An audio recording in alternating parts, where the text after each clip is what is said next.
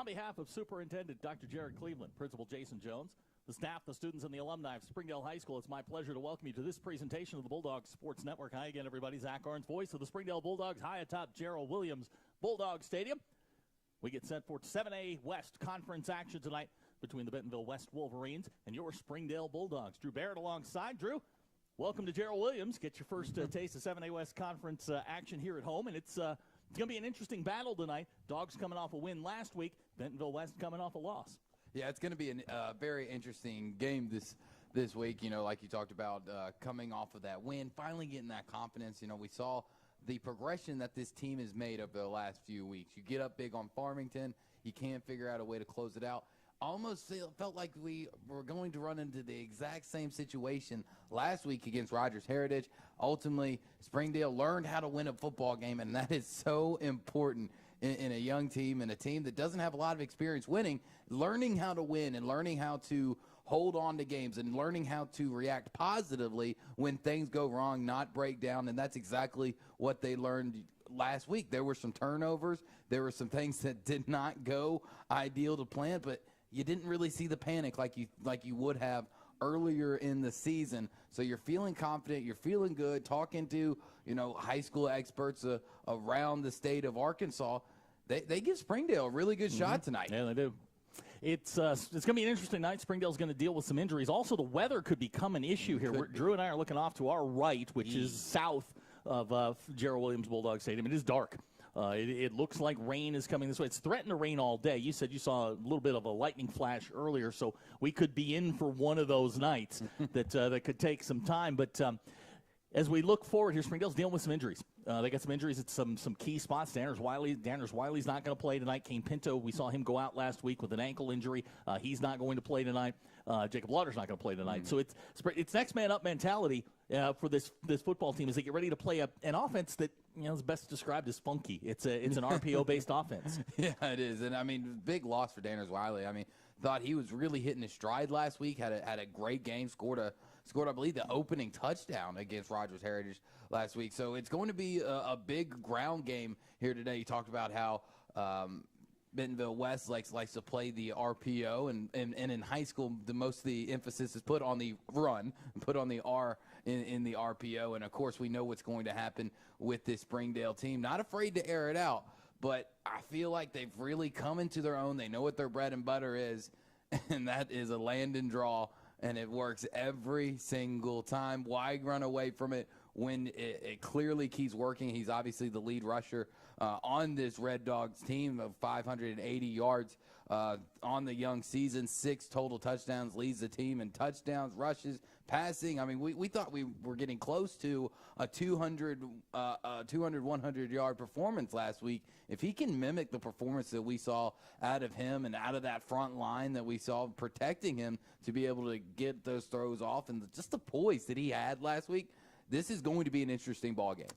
This series has gone the way of the Wolverines. They've won all 5 games in this series. Last year's game, a 23-10 game. Springdale in the game at halftime. It was 10-3, and you know, it got away from them there in the fourth quarter last year. But I think you're right. This is a Landon Phipps style of game. 220 yards rushing last week, 180 through the air. He scored 3 touchdowns. You know, getting Davon Sparks back in there is going to be a big deal because he gives them that outside shot.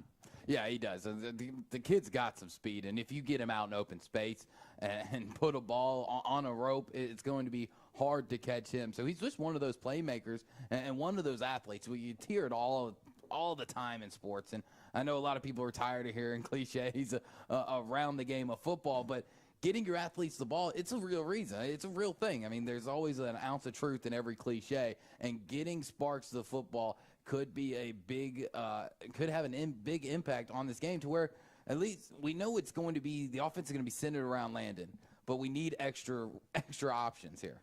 Springdale 1-3 on the year, coming off that 31-20 win over Heritage last week. West comes in 2-2. Really got handled pretty well by Fayetteville last week. Had some moments. They've got a young quarterback that we're going to talk about. Drew and I will when we come back. On the other side of the break, we're going to have our conversation with Coach Brett Hobbs. A first win. I know he's excited. I know he's excited to get back to work. It feels like the pressure's been off of him. We'll talk about some of the injuries. We'll get into some of the numbers and the history of this series. Drew and I will be back in just a little bit. You are watching the Springdale Bulldogs on the Bulldogs Sports Network.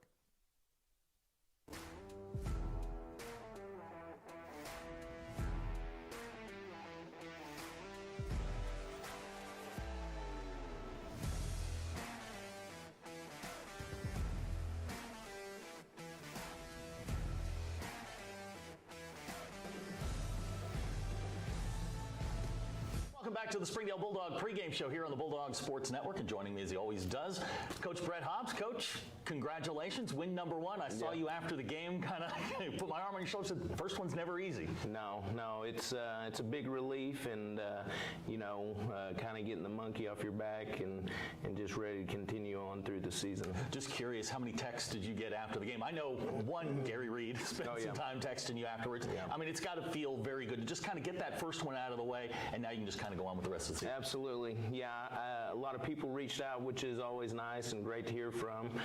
Enjoy the support, and but I'm just really excited and happy for our kids because they've been working really hard. They really wanted it, and I think that they earned it. Most importantly, you start 1-0 in conference play. It's the 6th straight year you've started 1-0. Now you get a tough Bentonville West team. Just curious, kind of what the message is this week. Okay, guys, we're 1-0. Right. Now what? Well, I think as far as our motto this year, last play, next play, we're just kind of treating it as far as each game, hey, last game, next game. And I told them yesterday in our team meeting that every game that we play is the most important game of the season. So this week, Bentonville West, it's the most important week of the season. Let's talk about your quarterback a little bit. Numbers were staggering last week. 220 yards rushing, 180 yards passing, and I'm not a mathematician or anything, but it's almost 400 yards total offense. How important is he, and how much has he developed since you got a hold of him back in August? Oh, well, I mean, Landon, he's just a football player. He's tough as nails. He wants to, do it all. I think he really gets, the players, the offense, they feed off him. And, with his type of mentality and, how much he's improving each and every week as far as throwing. I think he was 14 of 19 throwing the football, and actually 2 of them were, drops right there, put him in a great place. So he's doing everything that we ask of him, and definitely a leader on offense. I want to ask you about 2 players in particular that are starting to develop. Davon Sparks, you got him back 2 weeks ago, and he clearly, he's the fastest guy in the field every time he touches the football. And then Danners Wiley, starting to develop at the wide receiver spot, made a huge catch over the middle on a 3rd down, 24-yard catch, got you down to the 1-yard line, kind of got you in position to put this thing away last week. Those 2 guys, experienced guys that played a lot, but huge as far as their development goes. Definitely, with Davon, we knew once we got him back that was going to add an extra element to our offense, which he's getting stronger each and every week. But he helps us, in the run and pass game, which is very crucial and takes a little bit of pressure off of Landon. And Danners Wiley, he does a lot of things that people don't recognize as well. He had some really big catches, but he blocks extremely well on the perimeter. On special teams, he forced a fumble and recovered a fumble. So he's doing a lot for the team besides just playing wide receiver and catching balls. Defensively, starting to come around a little bit, especially that linebacker core you've got. You've got some interchangeable parts there that are starting to make a difference. They are, and I think, it's just getting a little bit more comfortable with, the new defensive scheme and kind of understanding and learning the new calls and terminology. And, I think those guys are getting better each and every week as they start to understand and get more comfortable in the system. You've got a lot of guys that are like Swiss Army knives, can do a lot of different things. Kane Pinto being one of them, Junior Reyna, Lopez in the back end starting to emerge back there. A lot of guys that can do different things. That's got to help you on the defensive side, where if somebody goes down with an injury, you can plug another guy in and say, okay, the drop-off's not going to be too great. Absolutely. It definitely helps whenever those guys can play multiple positions and, be able to understand what to do at those positions, very crucial as well. Running defense is going to be key as we get into conference play. This conference that likes to run the football. And this week you're going to see a team that likes to run it as well. And those guys up front, Zach Turner, Caden Spencer, that group, Junior Flores, those guys are going to be real key this week. Absolutely. And, with Caden and Zach, they're only sophomores, but they're continuing to get better each and every week. And, they're physical up front. Our linebackers, they'll get downhill. And, of course, with Datron and Gunner playing outside linebacker, they contribute in the run game as well. How much of a learning curve was there from your system to Coach Muller's system this year? It seems like all of a sudden, over the bye week and into the Heritage Week, it was like all of a sudden everybody kind of got on the same page, and it was impressive last week. Right. It definitely was, and especially I just want to point, 2 big goal line stands are in the red zone. I thought that was really big for our defense, and but it is a little bit different because he likes to bring a lot more pressure than I do. I brought pressure at certain situations or time, and there was just basic rules and, as far as coverage-wise and things like that. And so it's a little bit different. The guys are starting to pick it up, and actually we've kind of reverted back using some of our old terminology to help, with the new terminology. So I think that's been helpful, especially in the back end, because, they've heard the same terminology for, 4 or 5 years since junior high. And so I think that's helped and made a difference. 28-20, you guys are grinding the clock down. You get to that fourth down. There's no hesitation on your part to send Chris Cortez out there to knock the thing through. Right, and that's what I pointed out yesterday to the team. A lot of guys just stepping up, but, Chris Cortez, we had to rush him out in Farmington, missed the last second field goal, but I had all the confidence in Chris. We just came right out there. I knew that, hey, if we get this field goal, we can seal this game, and he put it right through. First thought when the clock hits 0-0, you got your first win, first conference win of the year. I mean, what's going through your mind when that happens? Oh, I think, first just relief, but just 100% excitement for, our players and coaches. I know how hard they've worked. I know how hard they wanted it. And, the players were coming up and congratulating me for my first win, but, I was like, no, you guys earned it. It's about you, and wanted to make sure that they get, the enjoyment and the credit for it. Dogs get back to work this week. Coach and I'll talk about Bentonville West coming up. You're watching the Springdale Bulldog pregame show on the Bulldog Sports Network. At America's Car Mart, our purpose is providing customers peace of mind with quality vehicles to keep you on the road. And right now, we're kicking off 2021 with a huge sale, the New Year's sale. Drive away today for as low as $199 down on select vehicles. Ask about the New Year's sale or start your approval online right now. No matter where you are on your car buying journey, we're here for you, keeping you on the road. America's Car Mart. For over 20 years, Community Clinic has served Washington County with quality and affordable health care. With 3 wellness centers in Springdale, located at Jones, George, and Elmdale Elementary, our services include primary care, pediatrics, prenatal, behavioral health, and physical therapy. We offer services in English, Spanish, and Marshallese so that we can help your family. The Community Clinic, healthy people, healthy community. On the counter, finds a hole. Garrett inside the 5, touchdown Springdale.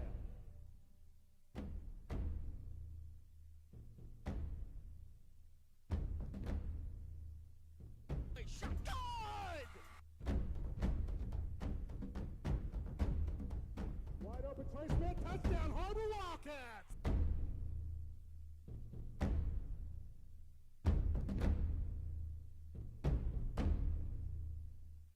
Welcome back to the Springdale Bulldog pregame show here on the Bulldog Sports Network. Continue our conversation with head coach Brett Hobbs. And Coach, it's game 2, conference season in Bentonville West, a team that Springdale's never beaten. Let's start with an umbrella view of Bentonville West. What do you see from the Wolverines? I see a very well-coached team, guys that play extremely hard. I think that they do a really good job as far as their game plan for each and every week versus each team as far as what they want to take away from you and what they're trying to make you do. This is to use lack of a better term, a funky offense. There's a lot of shifts, a lot of motion. They do, they'll throw in trick plays here and there. They're not afraid to do that sort of thing. As a defensive coach, how maddening is it? And how much time do you have to put in just saying, okay, when I see this set, this guy goes this way, I know what's coming. Right. There's definitely, it is hard, especially when they do so much stuff and they motion and you have to change coverage and alignment. And so I think one of the things that we're going to try to do is try to be a little bit more basic as far as, we'll still bring pressure, but just probably only one of the linebackers rather than multiple. So that way we can kind of be sound in the back end and then just have some of our base checks depending on, with the motion, we'll have our check that way, and then also the number of receivers to each side, we'll have a base coverage for that. Seems like every year Brian Pratt has a quarterback, he's got a running back, he's got a wide receiver, and he's got a good offensive line, and they want to run the ball first. I mean, I think that's kind of there, and then hit you over the top. Is that what you're seeing out of this Wolverine team this year? Yes, I am, and their quarterback is only a sophomore, but he's getting better each and every week, and with their system that they run, it takes some of the pressure off of him. You know, they will get the ball out quick and as far as the run game, and then they'll, you know, be smart and methodical as far as when they're going to take their deep shots or, like you mentioned, some of their trick plays. Sophomore quarterback, how important is it to disguise your pre-snap reads for him so that he doesn't get a good look at what you guys are doing? Right. I think it's very crucial, and as far as, you know, we do bring so much pressure, so they're going to be looking for that as far as if we can show pressure, you know, to one side or have somebody show pressure and then bring it from the other side. You know, I think that'll be helpful, but as far as trying to, you know, mess him up or give him misread pre-snap, I mean, that's going to be huge, as well as, you know, if we can get some pressure on him early on and maybe have him throw off his back foot a little bit. I know you like to run the football. They struggled last week against Fayetteville to stop the run. This has to be priority one. Okay, we're going to try and pound the football at them. Yeah, I think our identity offensively is running the football. We ran for over 300 yards last week. I think our offensive line is continuing to getting better, and then obviously with Davon, you know, it's kind of Ronnie. He runs the ball extremely hard downhill. Landon, you know, can do either. Davon's going to give you a little bit of speed. So I think we're just trying to use, you know, our weapons the best that we can, and then, you know, let that run game open up the pass game for Cortez and Danners Wiley.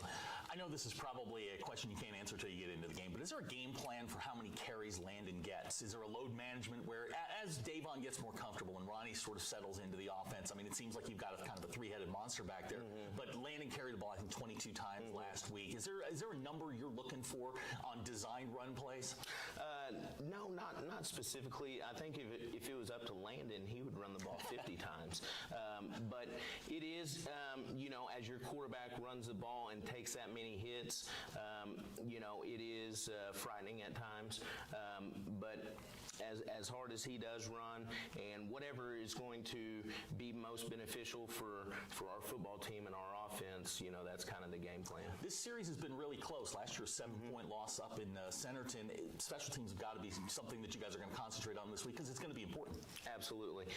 And, you know, they do a good job as far as with the special teams and kind of messing with our rules. I think a couple years ago, you know, they kind of messed with it, and I believe blocked a punt, which is very crucial. And like you said, it has been close and competitive, and hopefully this will be our year. 40-yard dash, who wins, Davon or Landon? Because I got him in dead heat. I don't think I'm saying right now probably Landon, although I don't know if I'll tell Davon that. But I would say Landon. You know, if Davon, if he is you know, full speed, which he's getting very close to being, it'll probably be neck and neck. It's amazing how fast you can run when people are chasing you. Yeah, absolutely.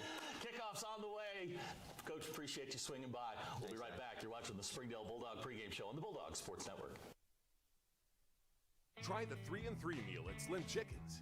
3 hand-breaded chicken tenders paired with 3 perfectly fried wings, shaken in your choice of house flavors. Served with fries, Texas toast, and a medium drink. Slim Chickens. Fresh, delicious chicken.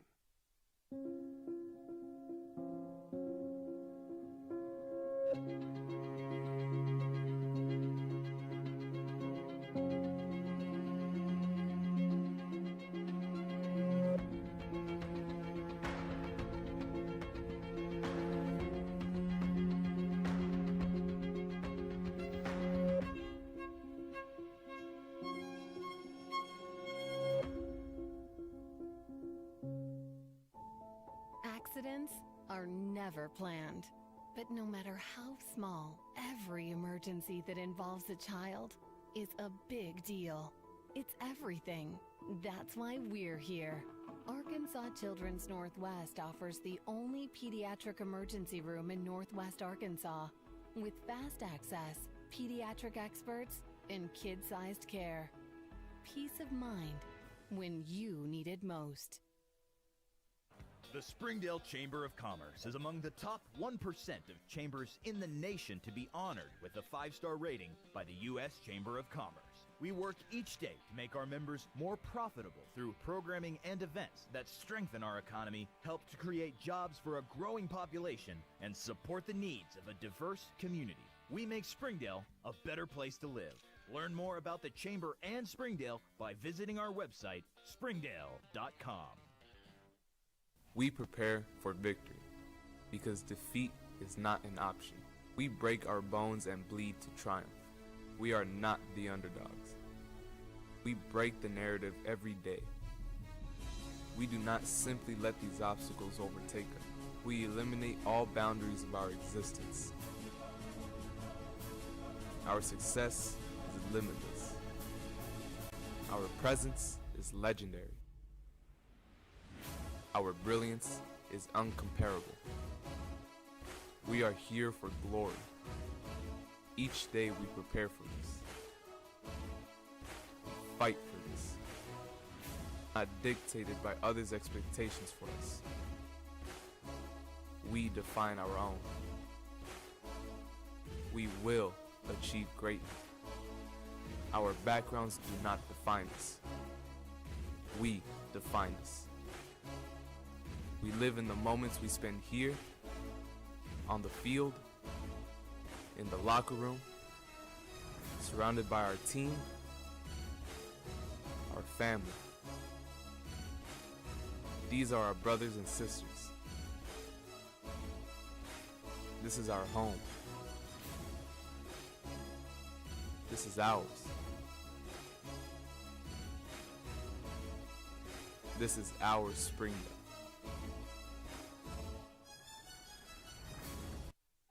Ozarks Go from Ozarks Electric Cooperative is leading the fiber revolution, connecting the divide with high-speed broadband access to close that gap. From cloud to cloud, post to post, from downtown to way out of town, to connect our customers to a world of blazing speed and access to absolutely everywhere. It's our customers connected and energized with Ozarks Go. Our 30 minutes or less ER service pledge means you'll find less waiting where it matters most. Faster care in the emergency room. The 30 minutes or less ER service pledge at Northwest Health System, Bentonville, and Springdale. Try the 3-and-3 meal at Slim Chickens. 3 hand-breaded chicken tenders paired with 3 perfectly fried wings, shaken in your choice of house flavors. Served with fries, Texas toast, and a medium drink. Slim Chickens. Fresh, delicious chicken. During the Great Depression, nothing came easy. But with just 5 cents, an old truck, and a load of hay, John Tyson and his family found a way to deliver quality chicken to other hardworking people. Today, Tyson continues to find new ways to help put a chicken in every pot. Because people deserve farm-raised chicken of the highest quality. At Tyson, we remain committed to this simple promise: to always keep it real, to always keep it Tyson.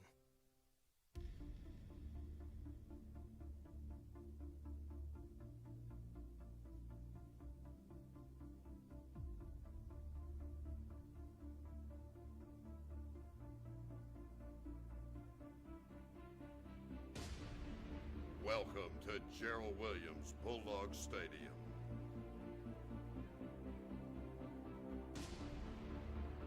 Over 100 years of tradition, forged by toughness and grit. Big Gary Bohannon once again. Oh. Gridiron greatness runs in the blood of these Red Dogs.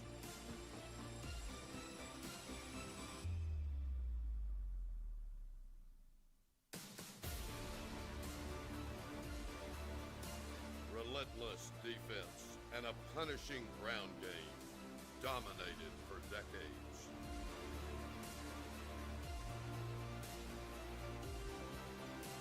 One team, one goal brought the eyes of the nation to this place.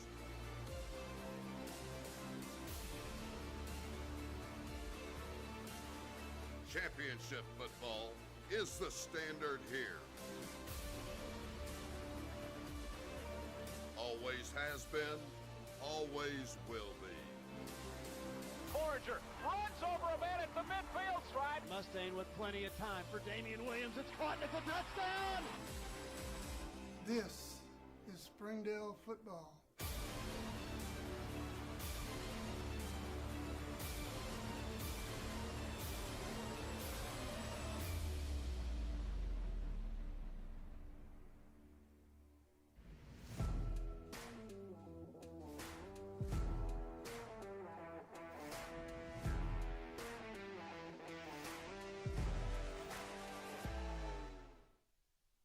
First Security is here. Only here. So that means we're here, here, and here. Even here. And definitely here. Because here is where we want to be for you. First Security Bank, only in Arkansas.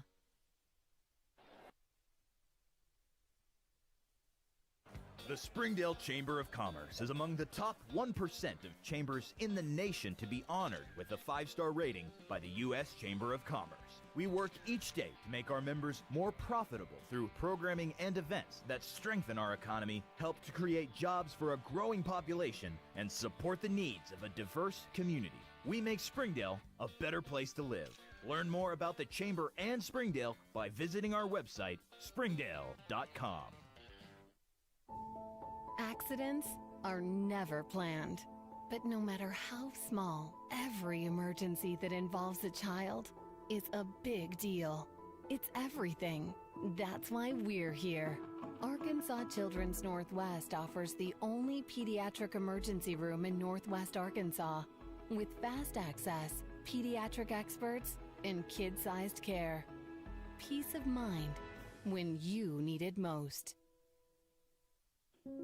And we welcome you back to Gerald Williams Bulldog Stadium as we are getting set for kickoff here. Bentonville West has won the toss.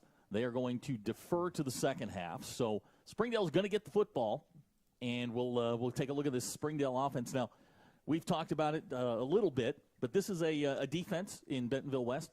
Had some trouble stopping the run this year, especially up the middle between the guards, and that plays right into Springdale's hands. That's what they like to do. Yeah, I mean, that's what they like to do.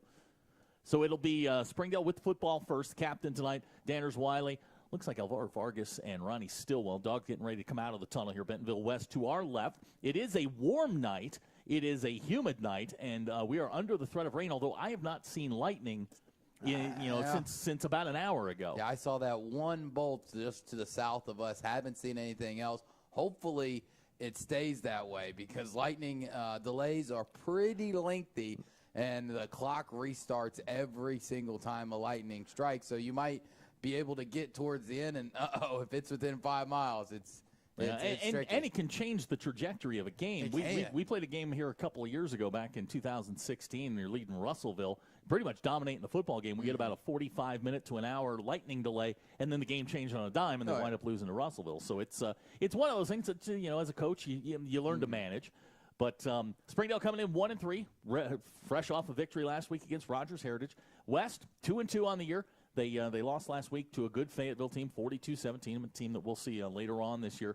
It is going to be, it's a big game. We talk about getting into the playoffs, making that march for the playoffs. The last couple of years, 2 conference wins has gotten you in the playoffs. Springdale's halfway there. Halfway there, exactly right. You now know that you can compete at this level, right? Because that was a big if coming in because early in the season, trip over to Oklahoma, that's a tough contest for anybody in this division. But, the early losses to Van Buren, a 6A team, you lose to Farmington, a 5A team. You're coming in here thinking into conference play, okay, can we compete at this level?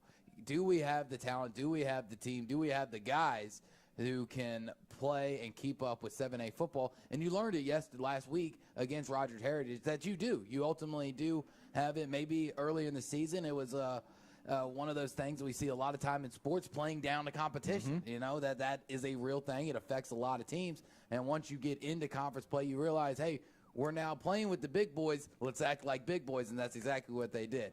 So Springdale comes onto the field, looking for back-to-back conference wins for the first time since 2000, if my math is right. 2012 would have been the last time that they won back-to-back conference games to start the season. So Drew and I are here. Glad you're with us here in the Bulldogs Sports Network as they play the hype video there on the board. Boy, a lot of memories there. And at the old Gerald Williams Bulldog Stadium when this press box was just a rickety. It was like it would sway back and forth, and you never knew if you were going to make it out of here alive. But see, the thing that I love in all these old videos, the old shoulder pads. Oh yeah, man, those things they stretch out 10 yards. It felt like 10 yards. Land a plane on those things. You really could. And I mean, some of the old helmets too that just looks like, man, I feel like you'd have better protection without it.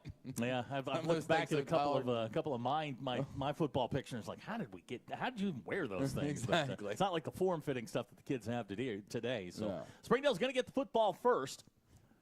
Tajon and Davon Sparks, along with Zamarian Manuel, that's a pretty fast trio. They're all going to drop back deep. Bentonville West will kick off. Bentonville West, again, 2-2 on the year. They've lost a game. They lost their first game of the year to a team out of Mansfield, Texas, came back, beat Muskogee, Oklahoma, and then Little Rock Central. And then, of course, as we mentioned, lost last week to Fayetteville. So we're glad you're along here on the Bulldog Sports Network. Drew alongside, got our entire BSN crew. Teeing it up for Bentonville West is Josh Buxton. I want to welcome our television partners, KXNA, along as well. Glad to have you guys along and everybody along the Bulldog Sports Network. Game number 2 of the 7A West is underway. It's a knuckleball. It's going to come and hit at the 1-yard line. Zamarian's going to let it go, and Springdale will get the touchback. All right, the Springdale offense, there's some changes. Gio Alvarez will start at the left tackle. Jody Solorzano is going to get the start at left guard. Alvaro Vargas at the center spot. Gustavo Perez at right guard. Isaac Cooper at the right tackle spot. Receivers, Grayson Bowman, Chris Cortez. Those are the two that we know about. We'll see. Danners Wiley not going to play tonight. Looks like they're going to send out Junior Reyna. He'll be the third wide receiver. Landon Phipps, of course, at the quarterback, coming off a 220-yard rushing performance. Davon Sparks going to get the start at the running back spot. First snap of the ball game. 1st and 10, ball at the 20. Landon on the option, gives to Davon. He's got a little room outside, 25-yard line. He's going to run out of bounds close to about the 28, so nice play there on first down. Yeah, good job there by Davon, who we saw a lot last week, having trouble of knowing really when to turn up, and a lot of east to west type of running. There, it was a good thing to start running east to west and then slowly turn it up there at the end. Good run, good 8-yard. It'll bring up 2nd down 2. Just underway here, first quarter. This is a base 3-3-5, we'll call it, defense for Bentonville West. They're going to go same play, other side. This is Landon. He's got first down yardage across the 30. Looks like he's going to fall forward to about the 33. So Springdale, again, I think they want the same game plan as the last couple of weeks. It's condense the game, run the football, shorten this, and try and get it into a fourth quarter game. Oh, yeah, it's a run what you know. It's a run what's worked. We're sitting here for Game 5 knowing really where you are at this point. There's no really need in trying to do trick plays or hide what you are. Play your game. Make them beat you at your game. First down 10, ball at the 33, 5-yard pickup, gives Springdale a first down. Here's Davon. He's going to get across the 35-yard line. Looks like he'll be knocked down right there, 2-yard pickup. It'll bring up 2nd down and long. We'll call it 8. Yeah, it was a good play by Luke Evans there from the linebacker position. Came up, felt the hole, crashed over to the left to keep Davon from getting through. Because if he gets through that hole a little bit more, it might be a first down and more. We'll set this West defense after this play. 2nd down 8, same formation, just a pistol set. Here's Landon, first pass attempt of the night. This one out for Cortez. He catches the ball at the 40. First down yardage, 45, bumped out of bounds. Oh, great catch there by Cortez. Close. and great concentration, too. You hate to see that ball bobbled up in the air because, 99 times it's going to end badly. Luckily, that was the 1% where it ended good. And good job by Landon getting the ball out there just in time for a crashing safety or crashing cornerback there that could have had a pick. 13-yard pickup gives Springdale a first down. They're going to run Davon straight ahead again into Bentonville West territory down to about the 48. So Springdale here marching forward. Well, Davon's doing exactly what you ask of him. Run north and south. Don't get too fancy. Don't make too many moves. Stay within the tackles. And hey, if you can average 3-4 yards for us every carry, that is phenomenal. That's exactly what we want. 2nd down, we'll call it 6. Ball at the 48. Line to reach is the 42. Same pistol set for the Bulldogs. Here's Landon on the option. He'll turn it up, 40-yard line. It's going to be enough for a first down, and this Dogs offense, a little bit different this week with the pistol option set. Yeah, definitely. It does look different. Looks like we're going to see that option set a lot, and coaches must have saw something in film this week that said, hey, I think the good option would be to go with the pistol option look, and that's exactly what they're doing. 10-yard pickup gives Springdale a first down. 2 minutes gone here in the first quarter. Springdale's opening drive. This is Davon Sparks, and he's going to be met. Might have gotten 2 out of that one. Looks like they'll mark him down at the 36, so it'll bring up 2nd down and 8 again. And This is the recipe. It is it's run the football, pass when you have to. Yeah, that's exactly what has worked for them. Now, in the last few games, we've seen drives like this. We've seen methodical drives, and something's gone wrong. Hopefully, those mental mistakes have been worked out and nothing goes wrong. This, Davon again. Spins away from a tackler across the 35-yard line. Looks like he'll get maybe 2 out of it. It's going to bring up 3rd down and long at the 34 based on where they're marking it. So now Springdale in that 3rd and long that we haven't seen yet. No, we haven't seen that yet this game, but we have seen it, though, this season, and they've done a good job on 3rd downs throughout this season. They're 44.2% on the year thus far, so you want to be above 40, and that's exactly where they are. So 3rd down, 6, ball at the 34. Landed to throw. Pressure coming. Gets away from it. Looking for a man. Ball's knocked away. That's Buxton. Pass was intended for Grayson Bowman. It's going to bring up 4th down and 6. I mean, you got to feel like you're in 4 down territory here. Oh, they are, and that's exactly what they're doing. John Buxton there, for Bentonville West, able to get his hand on it. Maybe landing it, maybe a little bit more of an air under it, but that's a difficult throw. You're throwing across your body at that point. You're getting a look at what West wants to do. Braden Talley is spying Landon everywhere he goes. So it's going to bring up 4th down. Landon now in trouble.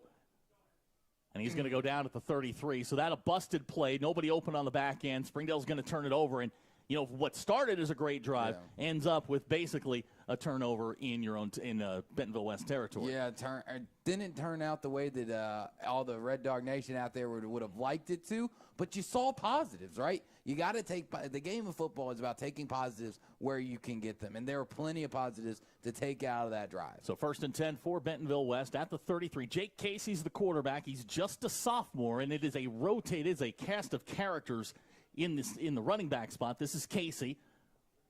Now Springdale chasing him down. And he's going to go down at about the 38-yard. It's going to wind up being a 5-yard pickup. Caden Spencer going to track him down. But Casey last week, it was all or nothing with him last week against Fayetteville. Fayetteville came after him, and they rattled him at times. And I think that's kind of the game plan for Springdale this week is to blitz and see if they can disrupt this young sophomore. He is a true sophomore. He is playing in just his 5th varsity game. Yeah, that's exactly the game plan you got to go after. Shows pressure. Morgan straight ahead. He'll get out to the 42. It's going to be close to 1st down be yardage. A little short. He's going to get 4 on the play. It's going to be 3rd down and 1. That's Carson Morgan. He's a wide receiver. He's kind of a tight end. He's kind of a running back. He's a kick returner. He does just about everything for the He's a Swiss Army knife. Exactly. So 3rd down 1. Springdale pretty good on 3rd downs, 33%. And this is going to be enough for 1st down yardage. Not by much. He's going to get out to about the 45-yard line. That's good fake. Ty Durham on the run. That was a good fake there by quarterback Casey. He tricked me. I was watching his arm because I didn't actually see him if he completed the little shovel pass there. So good execution. 3-yard pickup's enough for a 1st down. Ball placed at the 45-yard line. 7:43 to go in the 1st quarter. This is Bentonville West's opening drive. It's Carson and Casey in the backfield. 4 wide receiver set. And now we've got flags. We got movement on both sides. Let's see which way they go. Oh, they're marking it back. Yeah, the wide receiver on the far side, that's Aiden Honeycutt.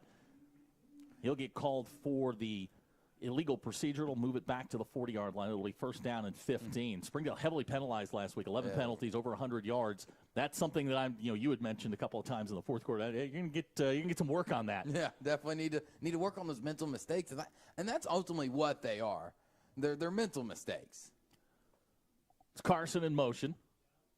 Casey quickly back to close to the original line of scrimmage. I think the ball came loose. No, he's held on to it, but got to get more of the body on him. They got away there with somewhat of an arm tackle. Luckily, just was able to spin him a little bit like a top. If you got to do a little bit better job of meeting him there in front, getting your body into him and wrapping up. 4-yard connection from Casey to Brust, and Corneliuson's going to jump offside. So the 5 yards that you get, you give right back. And that's just one of those, like you said, it's a mental error. Which, these are high school kids. You can't put too much pressure on them not to make mistakes. They're going to make mistakes. It's just making less mistakes than the other team, right? You can't win week in and week out having 10-plus penalties. It's going to bring up 2nd down and 6, ball to 49. It's Casey and Carson again in the backfield.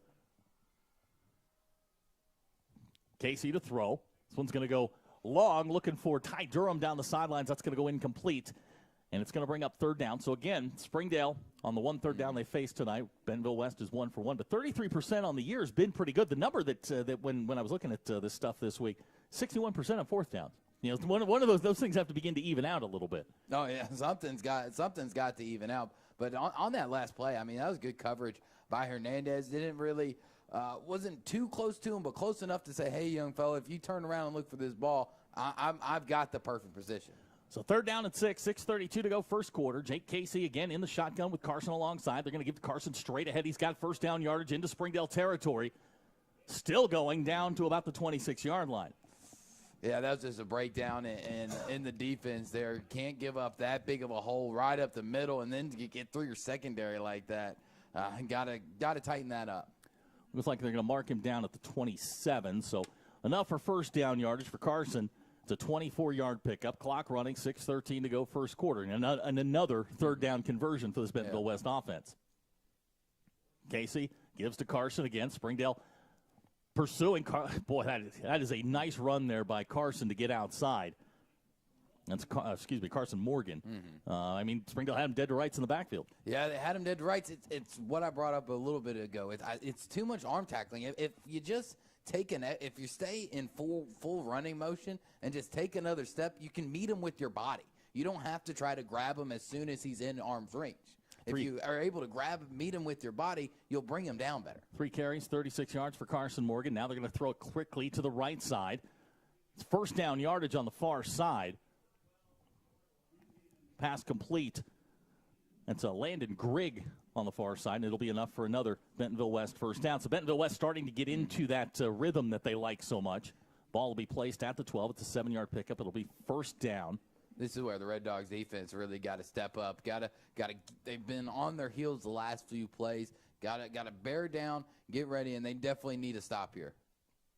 Carson Morgan alongside Jake Casey in the backfield. Clock running, 5 minutes to go in the first quarter. Casey going to throw again. Plenty of time. Now he's going to be flushed to his right. Now he's going to step out of bounds. He'll gain maybe a yard. We'll see where they mark him out. It's almost one of those situations, if you're not going to get the yard, just throw it out of bounds. Live to fight another day. Yeah, you might as well not even take the chance of possibly getting hit. But good job by the Springdale secondary there, covering everybody up. You'd have liked a little bit more pressure on the front, but then again, you are running a 3-man front, so you can't expect it every single play. They give them a yard to the 11. They can get the first down at the 2-yard line. This is Bentonville West's opening drive, 9 plays, 56 yards so far. Casey alone in the backfield. They'll take, here comes the jet sweep. This is Grigg, and Springdale going to knock him down about the 9-yard line. We'll call it the 8 maybe. Yeah, I think they'll give him the 8. And I think West might have got away with a block in the back or possibly a hold. Dakota Gaines over here on the left side kind of pushed a Springdale Bulldog into that pile. So it's going to be third down and 6. This will be the third down of this drive. So far, West has converted both. It's Casey and Carson Morgan. That's Ty Durham in motion. They're going to give it to Morgan straight ahead. Springdale's got him stacked up. And we'll see. He's going to fall forward. Man. Boy, he's going to get to about the 3. Yeah, that offensive line gave a nice little push. And it's going to be a 4th down and short. And if I know Brian Pratt, he's going. Yeah, he's going to go for this. You have to. I mean, early in the game, if you don't get it, you still got him pinned down in Springdale territory. But, man, those legs, they were a churning for an extra 4 or 5 yards. Ball's at the 3. It's 4th down and 1. This is Carson straight ahead. He's got it, and he's going to get into the end zone for the touchdown. Yeah, those feet just keep on moving. That's the thing. They always tell you, until you hit the ground, your feet keep chopping, and that's what happens when you keep your feet moving. 3-yard touchdown run for Carson Morgan. That's the opening salvo here in the ball game, and Springdale's going to find themselves down 6-0 pending the extra point.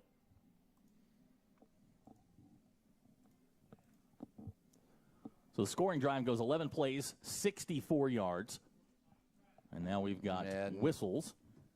Travis on to try the extra point. I don't see a flag down, though. Okay, it's over there on the far side. Was a little bit of movement on the Springdale side. I don't know if they're just going to. No, they're going to back it up. Yeah. Okay, I saw Springdale player move, but I guess there must have been somebody else that caused him to move. So they'll move it back 5 yards, and now Travis will have it teed up at the 15, so the extra point becomes a 25-yard attempt. Snap's good, kicks on the way, and I think he missed it. Yeah, he did. Yeah, so he missed it. Kind of a wait, kind of a delayed call. So like one ref was about to do this, and he looked over. He's like, okay, yeah. Our new score: Bentonville West 6, Springdale nothing. We'll be right back. You're watching the Springdale Bulldogs on the Bulldog Sports Network. Experience everything Springdale has to offer. Visit ExploreSpringdale.com or download the new Explore Springdale app. It's the best place to discover all there is to do and see in Springdale. We'll help you explore our many eateries and attractions and introduce you to our shopping, arts, parks, and trails. You'll also find links to our great hotels and meeting venues. Download the new Explore Springdale app or visit ExploreSpringdale.com to begin your Springdale adventure. The Bentonville West scoring drive is 12 plays, 67 yards. The last 3 coming on a Carson Morgan 4th and 1. Springdale finds themselves down 6-0. Back deep for the Bulldogs, Marion Manuel, Tejon, and Davon Sparks. Buxton's got it teed up. So now this is answer time. You know, the way this series has gone is Bentonville West has jumped to large leads, and Springdale's trimmed them at the end. Yeah. You know, you want to stay in this game. You want to stay, as close as you possibly can. So that this Bentonville West team doesn't just run away. A lot of times our offense is like an avalanche. I mean, sometimes you can't it just stop keeps snowballing. Right. Yeah. You definitely want to stay close, and this is the time to do it. And they missed that extra point. You got lucky, pushed them back there on the extra point attempt. They missed it. It's time to take advantage of it. Who knows, that could come into play late in the game. Buxton's kick's going to go out of the end zone, and Springdale will get it back at the 20. Had something going on the first drive. Moved the ball 47 yards in 10 plays. Wound up on a 4th down with a sack, and that's how the drive ultimately ended. So, now it's kind of, you're into that chess match part of the game where it's okay. We showed them something that they haven't seen before. They're certainly going to adjust for it. Now, what's the counterpunch? Now the counterpunch, I think, is kind of mixing back in your bread and butter, what you've been doing, like we're now seeing back in a normal shotgun, but mix back in the pistol. Don't just go away from it. Keep them guessing. So Landon's in the shotgun. He's got Ronnie Stillwell alongside. Landon to throw. He's got a man right down the middle. That ball's going to be intercepted. Yeah, he's like Wilbanks with the interception, and Springdale's going to turn it over. And this is about the worst start that you could get for a team that now. Offense is staying on the field. Was there a laundry? Was there a late whistle? Put it back at the 20. Is it an incomplete pass? What's going on? Hold on one second. Did he drop it? I thought he caught it. They're going to say no. They're going to say he did it. Okay, Springdale stays alive. You just caught a huge break. You take it. You don't argue. 3:44 to go first quarter. Landon's going to throw again. This one quickly out. Grayson Bowman. Pass caught at the 30-yard line. Still going, fighting for yardage. He's going to get about 8. Good throw there by Landon, and looks like he actually was able to get the first down. Looked like he got about 12 there. Yeah, he did. But one thing I've noticed on those last 2 plays, he's eyeing them. He's got to do a better job of going through a little bit more of a read progression and keep those safeties and corners guessing. If you stare a guy down the whole time, they know where you're going. You got to have some type of look-off move. So they're going to go back into the pistol. Davon's the running back. First down 10, ball at the 34, 14-yard pickup on 2nd down. This is going to be Davon straight ahead looking for room. He's going to cross the 35. Boy, he's real close to busting those, isn't he? He is real close, but also that ball is dangling down there, man. High and tight, son. Ball's going to go to the 38-yard line. It'll be a 4-yard pickup. I saw that thing by his hip and almost had a heart attack. I'm sure his coach did, too. It looked like they were swatting at it. I bet his coach did, too, looking at it. Just because Lamar Jackson does it doesn't mean you should. Well, his hands are a little bigger. Exactly. 2:50 to go first quarter. Springdale with the football. This is their second drive of the ballgame, trying to answer a Bentonville West scoring drive. Landed straight ahead. Here comes Davon. Cross the 40. And there's a lot of pile pushing tonight here in the first quarter. A lot of I don't know if anyone out there watching us that's in high school would get this reference. I know you would, and it'd be very hurtful to you. It's a nice way of saying I'm old. Yeah. A lot of bush pushes. Yeah. I know that would hurt. Oh, man, that stings. I knew it would hurt you. That one hurts a bunch. A lot of bush pushes here Third down 1 for the Dogs. Ball at the 43. Line to make the 44-yard line. So Springdale trying to get that first down. Here comes Davon. First down yardage across the 45, puts his head down. He's going to get out to about the 47, and it'll be a Springdale first down. And again, I mean, minus the touchdown, things are going pretty much to plan. They are. I mean, and, picking up 2, 3, 4 yards every play, that's exactly what you want to do. You don't have to just, get it all in once. You can have a death by 1,000 razor cuts, and that's exactly, I think, the game plan that they want to do. They want to wear down this Wolverine defense. 8 carries, 32 yards for Davon Sparks. This is carry number 9. Nice move there, and he gets something out of nothing. He's going to wind up getting 2 yards, basically out of nothing. Yeah, he has. And the one thing that I'm shocked that we really haven't seen is that QB draw. That's something that we saw all of the first 4 games. It's something that has worked, and I think that they're going away from it. They're trying to hide it. I think it's going to come back because it just has worked so well. But I think that you'll see a lot more of it in the second half than you will here in the first. I just got word that the ref on the far side said that the interception hit the ground. It's just Davon across the 45. He's going to be real close to first down yardage. I'm looking at this. I think they're going to give it to him. It's going to be. They're going to call him short. Just inches. short. It's going to be inches short of the first down. So thanks to my buddy Carlos Trevino for clearing that up for us. So now we know. Haven't these refs ever heard of rounding up? Come on. So it's going to bring up a third. If I'm Coach Hobbs here, I'm asking for a measurement. That is really close. So, I'm looking at it here, and it's on the line. Yeah. I mean, that's a first down. That's what I thought.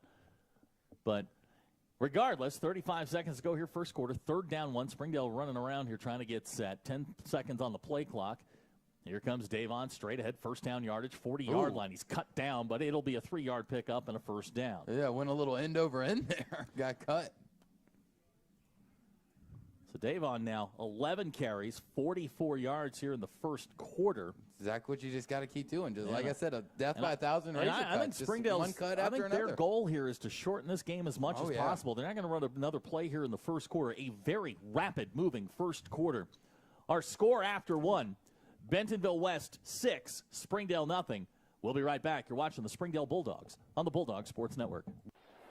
Experience everything Springdale has to offer. Visit ExploreSpringdale.com or download the new Explore Springdale app. It's the best place to discover all there is to do and see in Springdale. We'll help you explore our many eateries and attractions and introduce you to our shopping, arts, parks, and trails. You'll also find links to our great hotels and meeting venues. Download the new Explore Springdale app or visit ExploreSpringdale.com to begin your Springdale adventure. The Springdale Chamber of Commerce is among the top 1% of chambers in the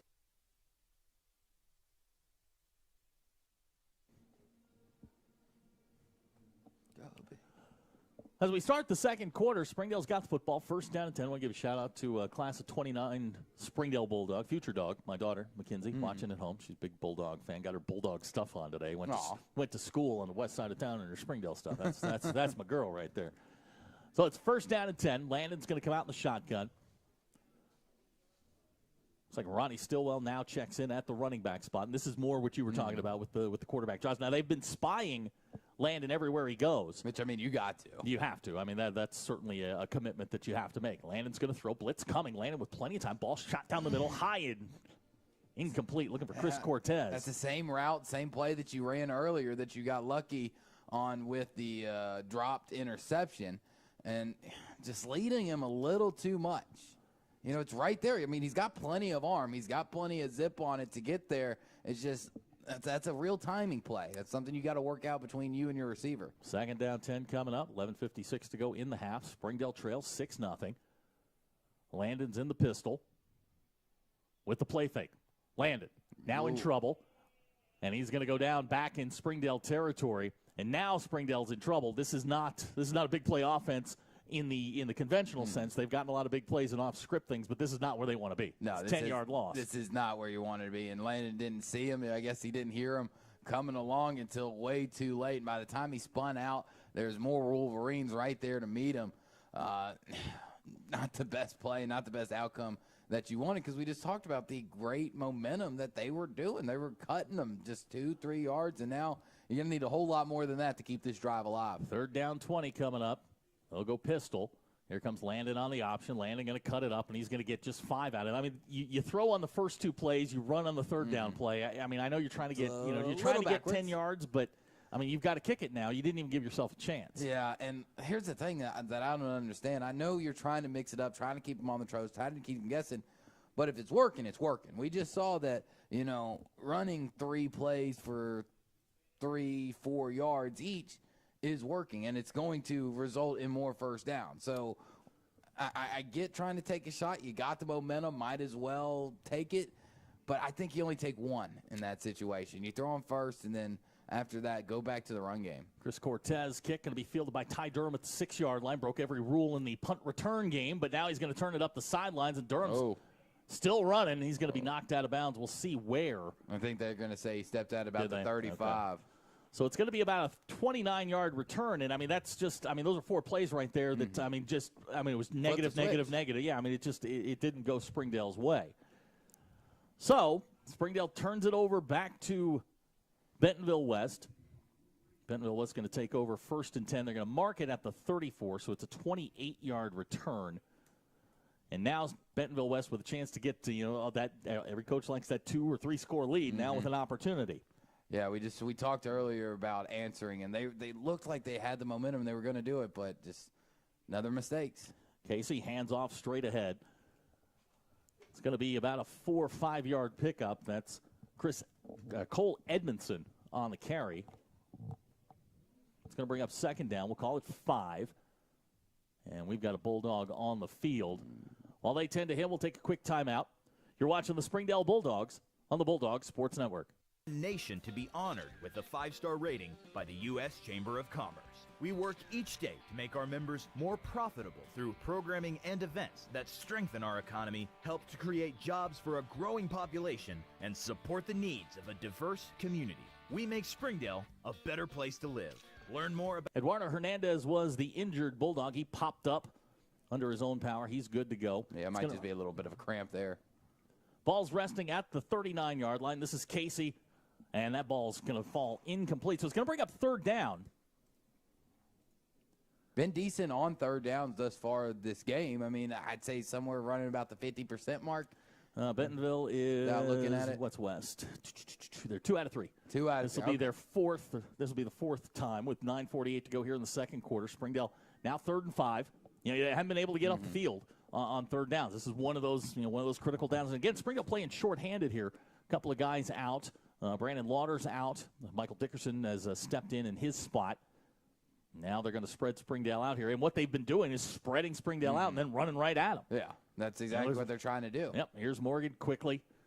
That ball is going to be enough for a 1st down. It's brushed on the reception, and Springdale's just getting nickel and dimed here. Yeah, I think that Bentonville West has decided that, hey, the deep ball's not going to work. We're not going to be able to get it there. But we do want to keep the passing game alive. You've seen the last 4 or 5 plays, that one just a short little quick 5-yard hitch. We've seen the ones before, just some wide receiver step-back screens. So I kind of expect that's their game plan going forward. 8-yard pickup gives West another 1st down. They're 3 out of 4 now on 3rd downs. This one's going to go deep. He's taking a deep shot to Ty Durham. That's going to go incomplete. They're about to prove me wrong. Zamarian Manuel on the coverage. I say once again, deep ball's just not working. Well, and I mean, in this particular set, I mean, you're now at 2nd and 10. Springdale hasn't been in this situation before. I mean, you've got them a little bit behind the sticks. Now you got to go win 2nd down. That's exactly what you got to do. You got to keep pressure on them, keep the front, because they're probably going to go right back to the run game here. Yep, and they do. It's Carson Morgan straight ahead. He's got nothing but green turf in front of him, and he is gone. Carson Morgan is going to go 52 yards, and Springdale's going to find themselves in a hole with 9:09 to go here in the 2nd quarter. Yeah, you knew that's exactly where they were going to go. Coaches or the senior leadership out there on the field's got to know the situations, got to know the game, got to know that, hey, they just went deep. What's the most likely play they're going to do? Well, they're just going to run a quick handoff right up the middle, run right between the tackles, and that's exactly what they did. And you got to know that on a 2nd down and 10, they're trying to shorten that 3rd down. They're not going to try to go for a bomb on 2nd down and 10. They're trying to just shorten the field to get that 1st down. So naturally they're going to run it up the middle, and just too big of a hole and too much speed there once he got through the 2nd level. West is going to go for 2. Try to make this a 14-point ball game. They're going to fake it to Grigg, and now we've got flags. Carson Morgan now 6 carries, 96 yards. That a 52-yard touchdown run. Delay of game call is going to go against Bentonville West. That's good because the play they were running was about to really work. So they'll back him up 5 yards, and we'll see what Brian Pratt does. He is aggressive. Sometimes, the aggressiveness will blind him a little bit. It did last week against Fayetteville, and he's going to rush the kicking team on. I understand, from the 2-yard line, trying to make it a 14-point game. I understand that, and this is certainly the smart, safe play right now. Yeah, play clock's at 4. They're going to have to hurry here. Travis on to try the point. Kicks on the way, and it's good. So with 9:09 to go in the half, Springdale now trails 13-0. We'll be right back. You're watching the Springdale Bulldogs on the Bulldogs Sports Network. Accidents are never planned. But no matter how small, every emergency that involves a child is a big deal. It's everything. That's why we're here. Arkansas Children's Northwest offers the only pediatric emergency room in Northwest Arkansas with fast access, pediatric experts, and kid-sized care. Peace of mind when you need it most. 9:09 to go here in the first half. Springdale down 13-0. The scoring drive, 5 plays, 66 yards. The last 52 coming on a Carson Morgan run right up the middle. He's got 6 carries, 96 yards. Bentonville West has 133 yards total offense through a quarter and a third. Springdale with 82. I mean, Springdale has done what they wanted to do. They have. It's just they've gotten into West territory, and everything has just stopped.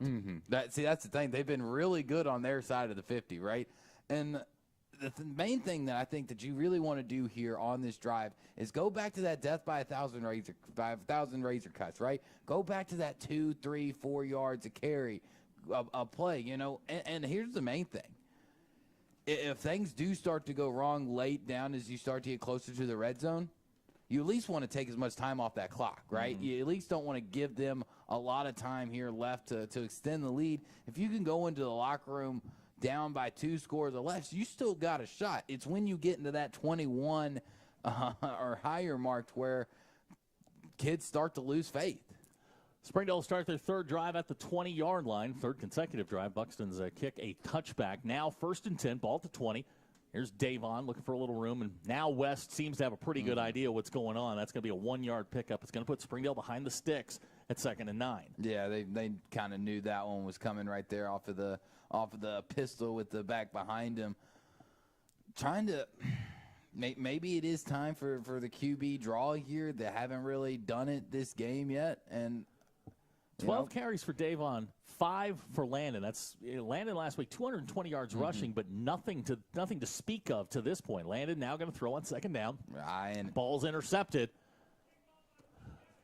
Evans with the interception, and the ball's going to be marked down at the 18-yard line. And right now, this is this is the ball game right here. I mean, Bentonville West is rolling, and now you've turned it over. I mean, Landon has been putting ball in traffic.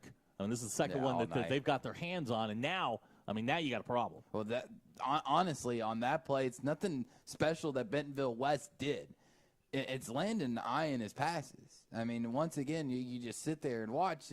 His head doesn't move. It's not on a swivel. And even if you know where you're going, right, even if, say, coach says, hey, you're going to a Cortez. This is exactly where you're going. You got to at least look like that's not the case. You have to at least look off. You have to try to do something to confuse the defense because they're going to look at your eyes. 1st and 10. This is Edmondson. Springdale's got him wrapped up back. There we go. The 19-yard line. He's going to get nothing out of it. They're going to blow the whistle and say that play is dead. So to bring up 2nd down and 10, and I mean, you commit the cardinal sin, which is an interception inside your own zone. Yeah. And with 8:15 to go, Springdale now has their back against the wall. Down 13. This defense has yet to stop Bentonville West. They've had chances. Chances to get off the field, just haven't been able to do it. They have. And if you can hold Bentonville West to a field goal, you take that. That's a victory. Pass complete out. Landon Grigg at the 20. And he's going to be run down at the 17-yard line. And I believe that was, Grigg on the reception. Yeah, Michael Dickerson there trying to come up and make a tackle. Committed one of the defensive sins. He watched the hip and not the belly button. All right, we got Springdale player down. Looks like a Bentonville West player down. Looks like Caden Spencer is the Bulldog that's down. While they tend to him, we'll take a quick timeout. We'll tell you what. Hang on. We'll hang right here. He's up and moving. Now, here's this is the interesting part of this ball. It's going to be 3rd down and 8. I can assure you, if Brian Pratt is going to go for this. He's going for a shot. Yeah, I don't care if it's 4th and 15. He's going to go. Yeah. I mean, this is his DNA. This is, it is attack, attack, attack. And they are lining up here. Casey on the night so far, 4 out of 7, just 21 yards. Springdale's done a nice job in the defense game. They just haven't been able to stop the run. Yeah, the long ball hasn't worked. They haven't completed on one, but we've seen a lot of screens and a lot of hitches that have. Casey's going to throw. Springdale brings the blitz. This one going towards the outside. That is nearly intercepted by Zamarian Manuel on the far side. It's going to bring up 4th down and 8, and if I know Brian Pratt, and I think I do, he is going to go here. Yeah, Casey's not leaving the No, field. they're not even. This is not. I mean, why would you? This is not something that they. This is what they are, and it gets them in trouble at times. They did this a couple years ago in a game that Springdale was in, and it nearly cost them the football game.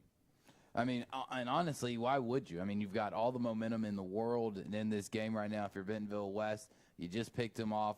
Yeah, the last 3 plays didn't go your way, but you've been able to force your will, and this is a big, big play for this Red Dog defense. So 4th down and 8.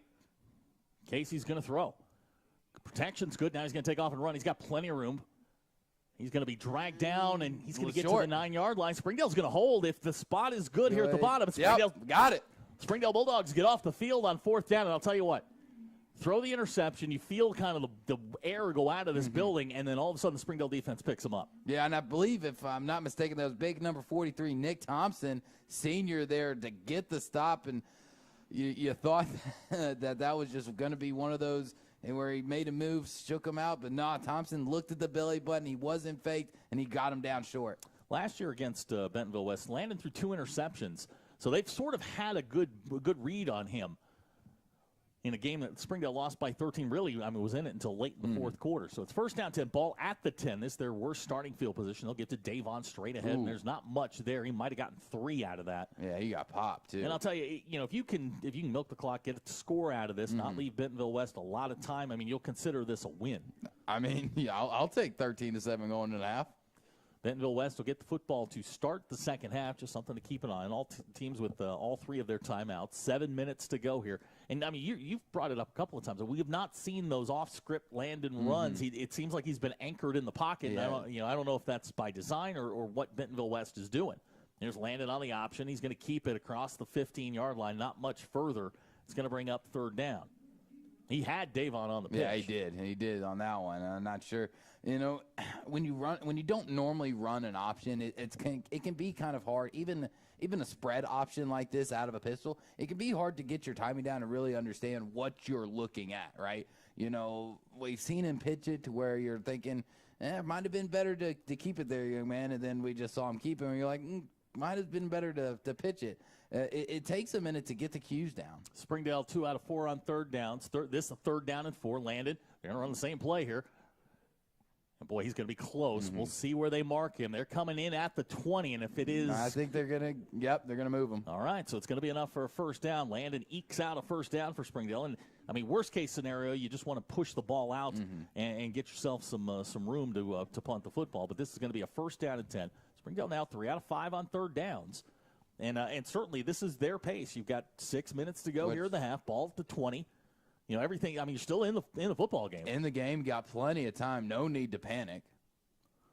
Pistol set. Landon straight ahead. Davon Sparks looking for room. Cuts inside. Cross the 25-yard line. That's going to be a 7-yard pickup and a 2nd down. That's a good job by Davon, who's having a great game thus far. I think.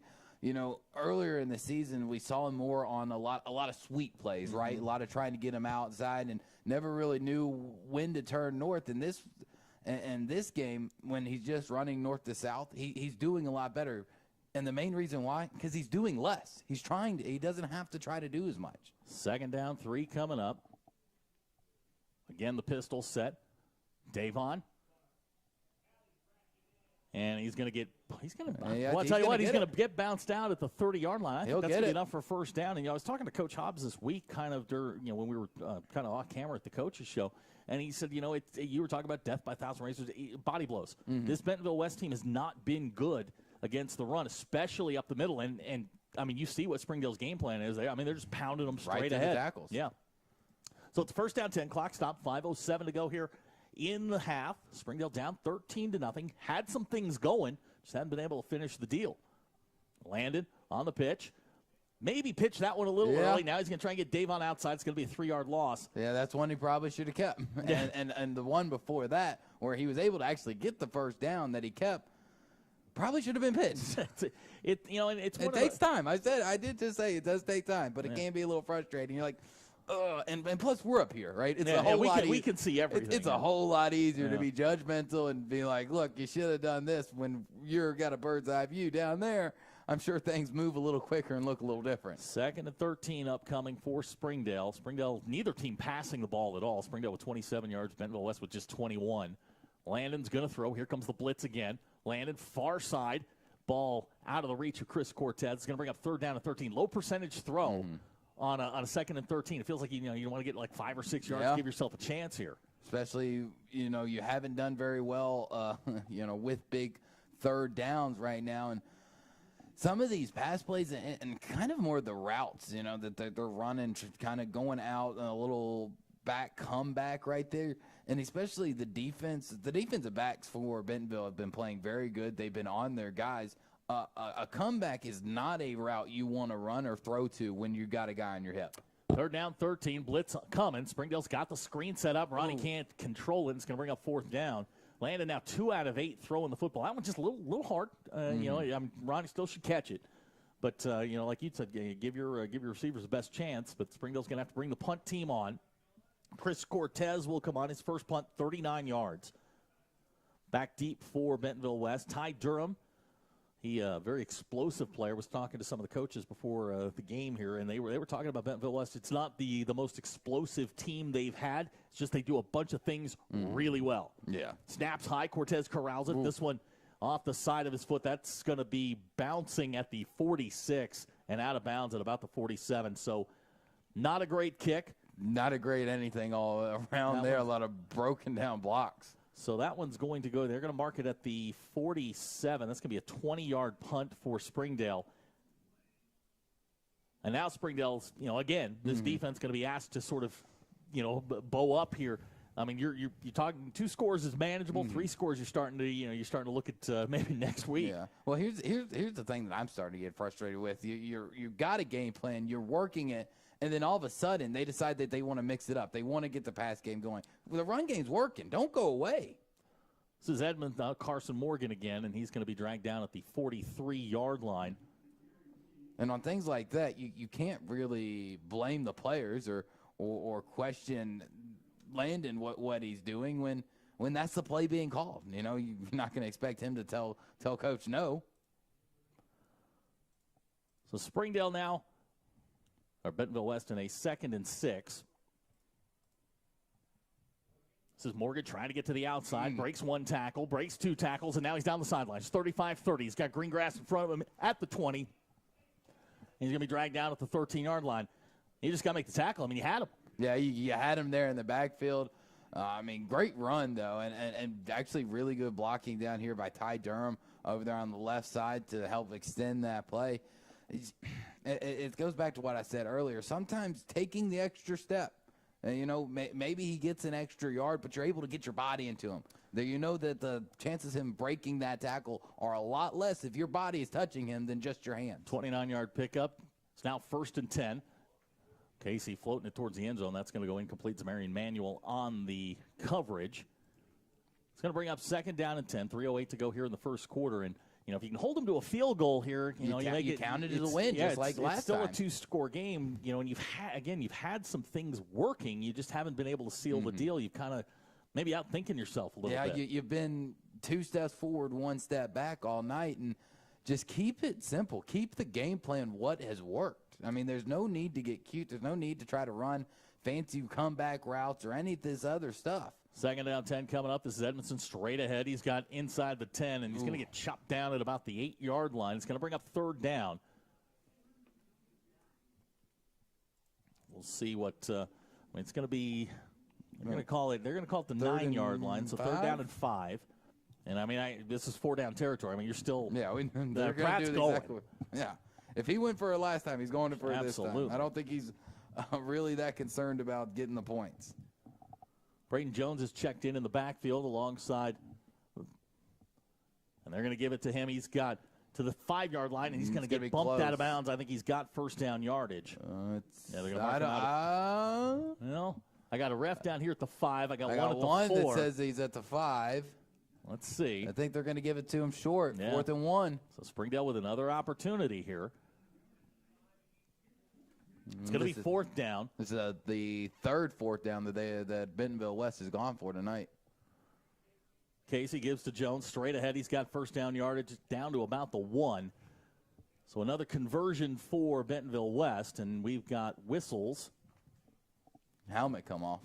Okay, so they have to, looks like Michael Dickerson's going to have to check out. It's going to be 1st and goal. Ball's going to be resting at the 2. Now Bentonville West with 2:18 to go here in the first quarter has a chance to make this a 20-0 game, if 21 if they wanted to go for 2, which I would be willing to bet that they would certainly try. So first down and goal. This is Morgan.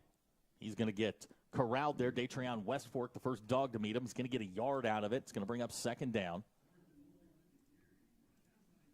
It's a good job to keep him out of the end zone, at least. You know, it's hard if you can keep this goals line stand, right? You have so much momentum. You know, Bentonville has so much momentum, and you can stop that in your tracks, and you can still go in under 2 scores or less. You count it as a win the way that things have gone this first half. Casey and Jones in the backfield. It's 2nd down goal. Ball at the, we'll call it the 1.5. This is Jones straight ahead, and he's going to walk into the end zone for another touchdown. So Bentonville West goes 8 plays, 47 yards. Braden Jones goes the last yard, and now Bentonville West with a 19-0 lead, leaving the offense on the field. They'll go for 2. Which, of course, they are. I mean, you know exactly. We just talked about exactly what they're going to do.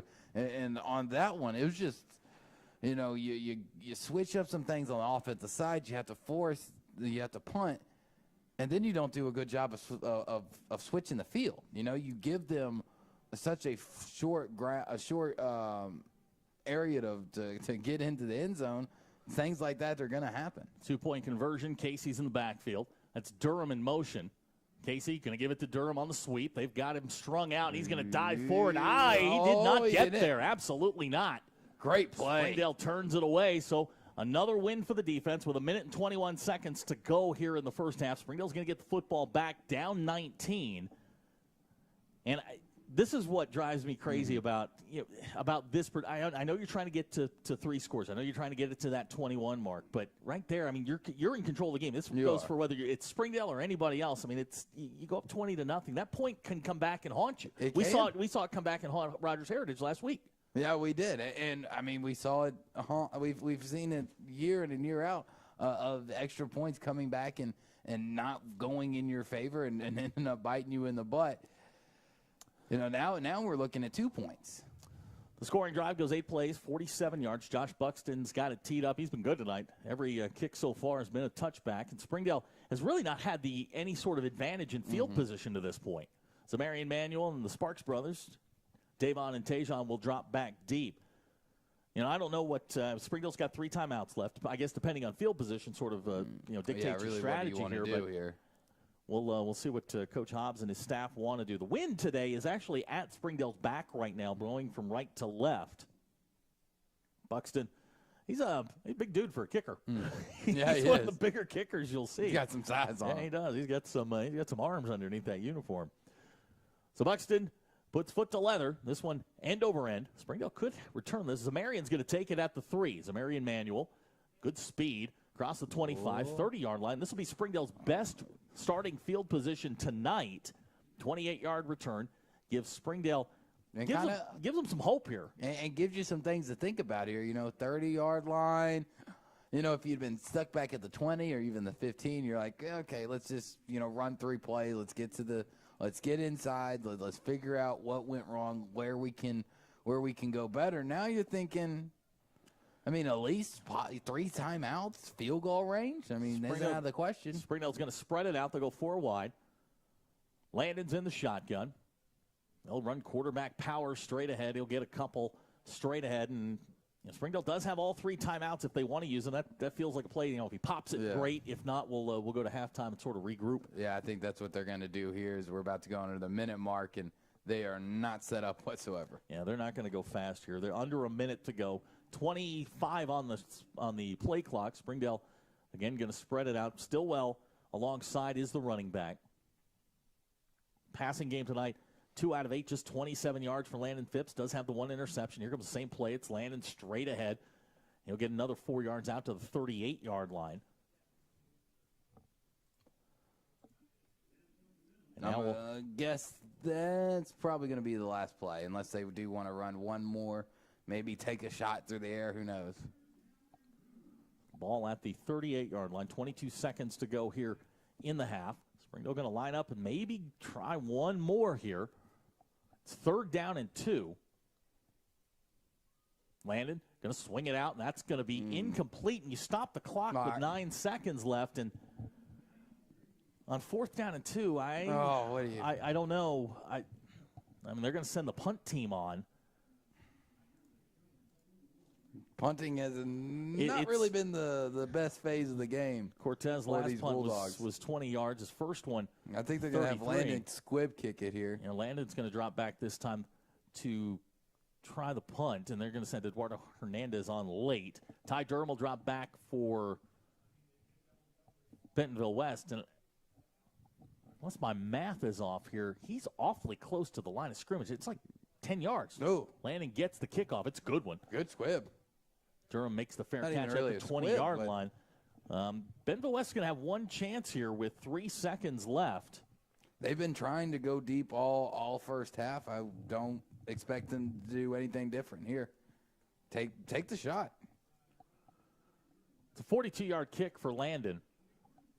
And it'll be 1st and 10, ball at the 20. Springdale going to put 5 guys 30 yards off the ball or more.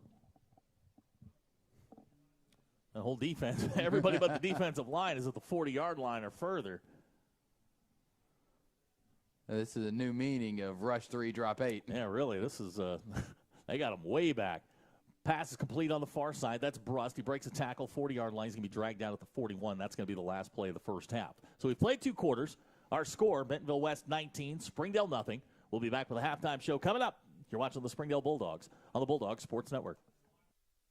Climax at NWA, it's just an easy, customer-centered experience. Right now is probably the easiest time that I've ever seen to achieve financing for people on maybe even a more expensive vehicle or more accommodating vehicle for their family. I've got the best inventory, I would say, in the state, and my people are not only experienced in the car business, but they're experienced in the people business.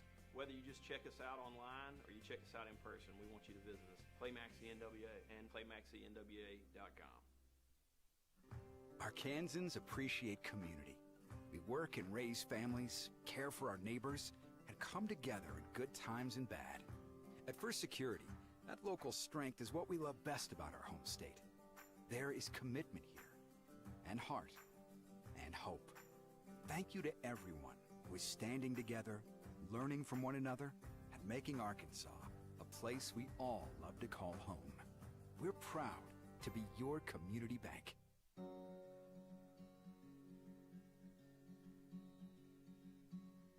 Hometown. That word still means something here. It means we're neighbors. We do the right thing. We care about your family.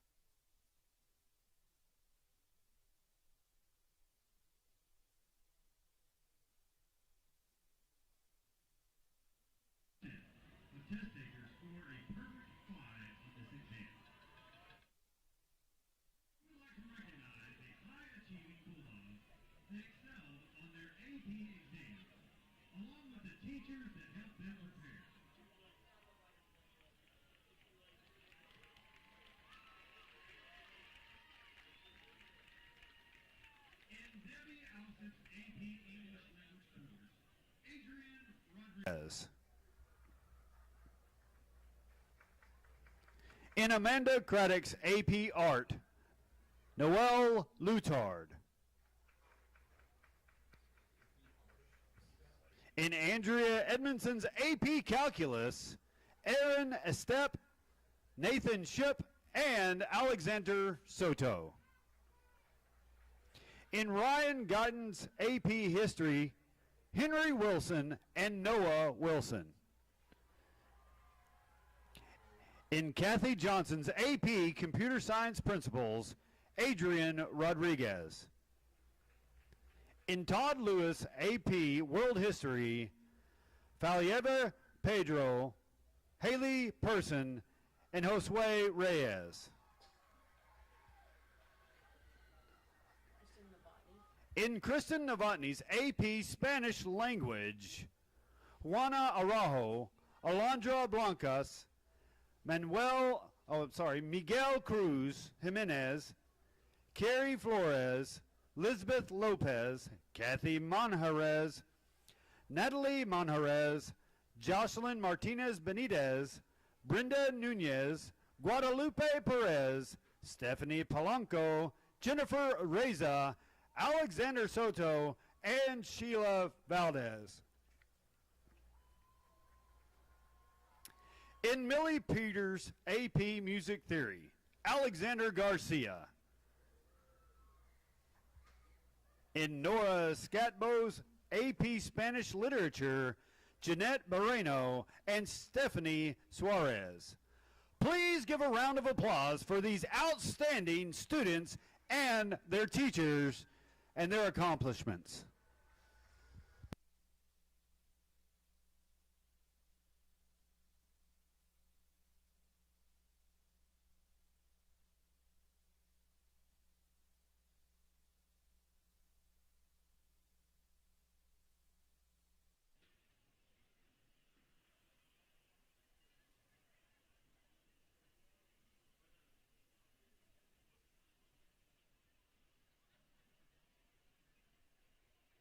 Family. And you deserve the very best every time you walk in the front door. Harps. Hometown fresh. If you want fast, easy, and affordable service, visit McClarty Daniel. Keep your vehicle running like new in our state-of-the-art service facilities. We know your time is valuable. Our factory-certified technicians with decades of experience will get you in and out and back on the road quickly. We service all makes and models at our 6 convenient locations in Bentonville and Springdale. Open 6 days a week. Visit McClartyDaniel.com to schedule your service appointment today.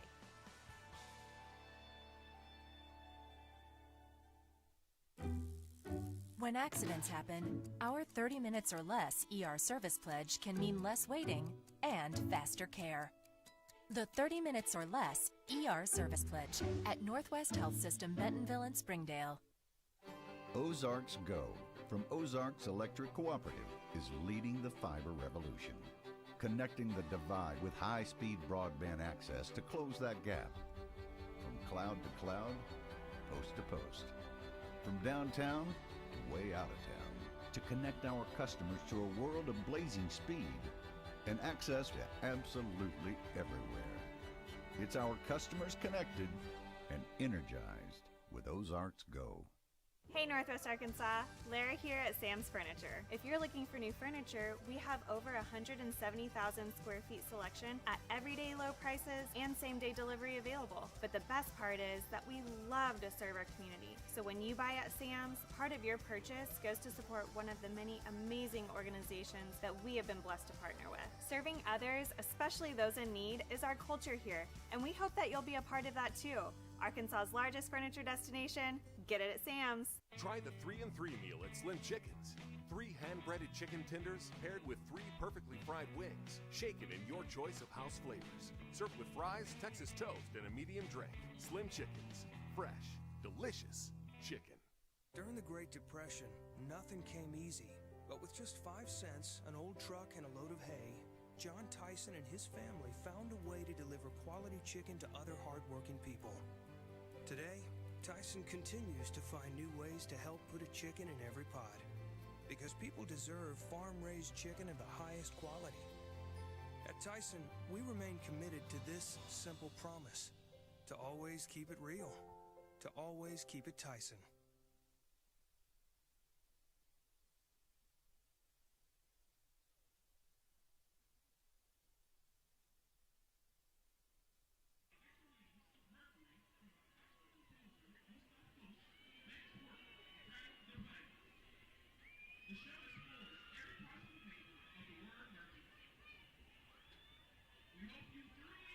2021-2022 show entitled Mercury Rising.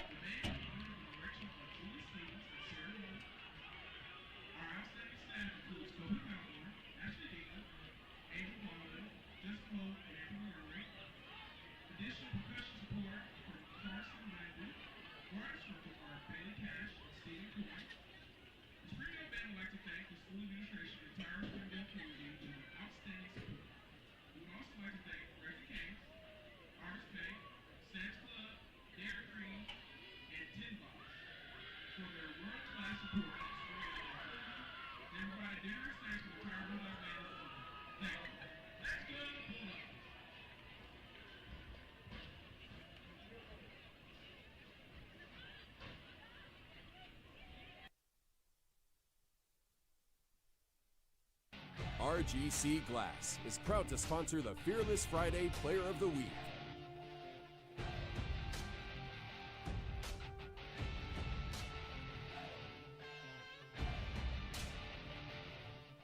The perfect slice every time when you come to Gusanos. Using the freshest ingredients, our Chicago-style pizza will make your mouth water. The menu doesn't stop there. We also have a mix of appetizers, salads, and sandwiches, bringing you the best Chicago-style Gusanos pizza. At Gusanos, we're proud of our reputation as a premier sports bar.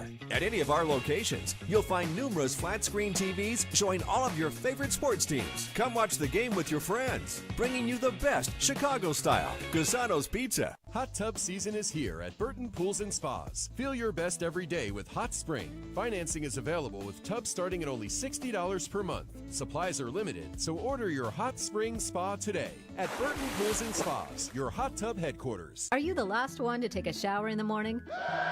No hot water? Never run out of hot water again. Steve's Plumbing, 479-631-8804, installs tankless water heaters. Mention this ad and receive $100 off installation. Since 1992, the Sod Store has been the premier family-run business for your landscaping needs. We offer a variety of grasses like Bermuda, fescue, and zoysia for your commercial or residential job. We also have mulch, rock, gravel, and more at the Sod Store, where the grass is always greener.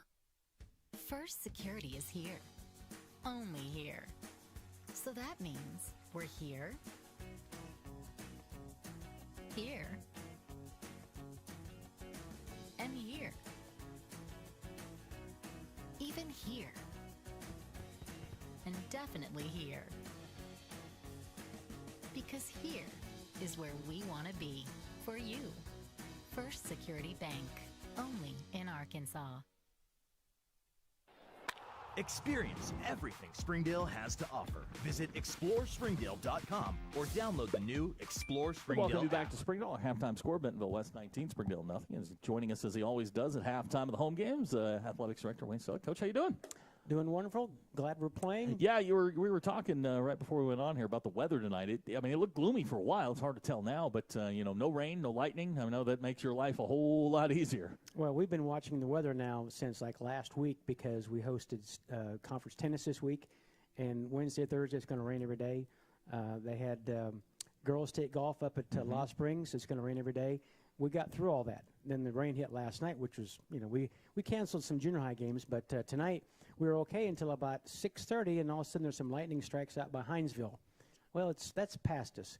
But we're watching it and keep an eye, and right now it's like 30 miles away, so I think we're going to get it in. Yeah, I think we're going to be okay tonight. I mean, there's no rain, and I looked at the radar just a little while ago. There's no rain here tonight. It's a humid night, sticky night, but all in all, I mean, you got a good crowd here out tonight, and Springdale's been in there fighting. I mean, they've just a couple of things slipped away here in the first half. Well, it's 2 or 3 plays. The interception, we had a chance to get a stop there on a third down to get a first down, but there's 2 or 3 plays right there that had it gone a different way. Maybe we'd have a different score. So, you're in full swing here. I can't believe it's October already. I looked at my phone this morning. I was like, oh, my gosh, it is. I mean, it's October 1st. You guys are in full swing. Like you mentioned, you've got golf and tennis. And, I see Jeremy Price and Heather Huntucker sitting right below us here. And I mean, basketball's right around the corner.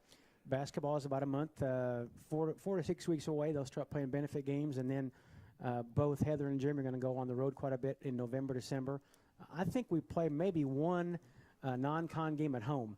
But it's good that these coaches can take their kids out of state to different parts, spend the night, get in the hotel, play a 3-game tournament. So we'll have that.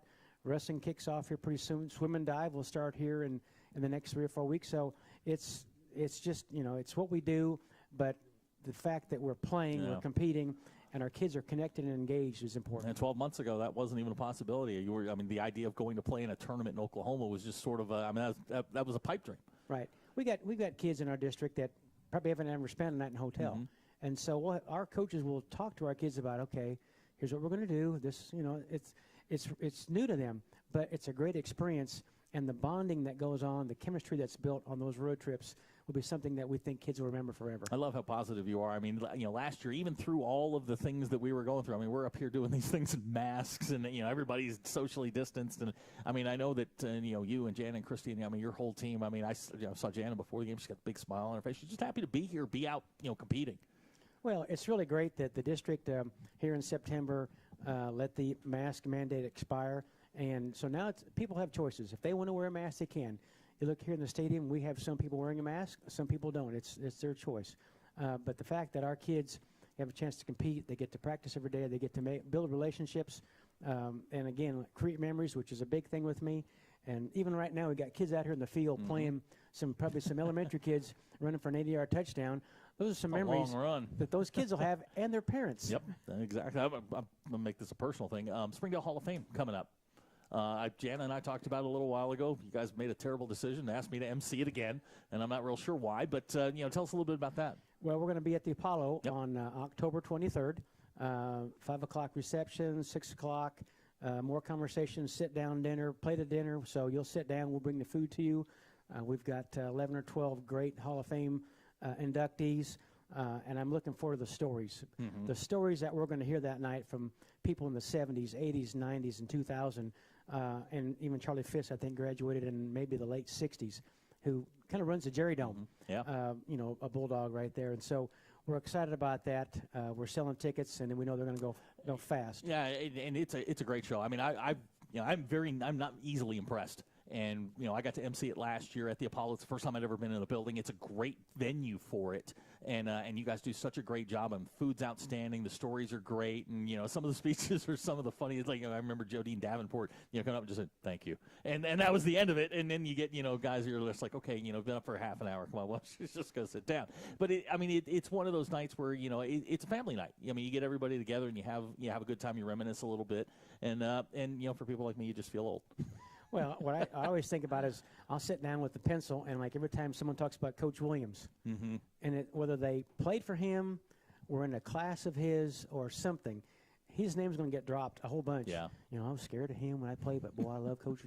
And they'll just be a chicken scratch. We'll just write down every time his name gets dropped, and it's just a great night of memories that people have, and their passion they have for Springdale. We're also now inducting a couple Harbor student athletes.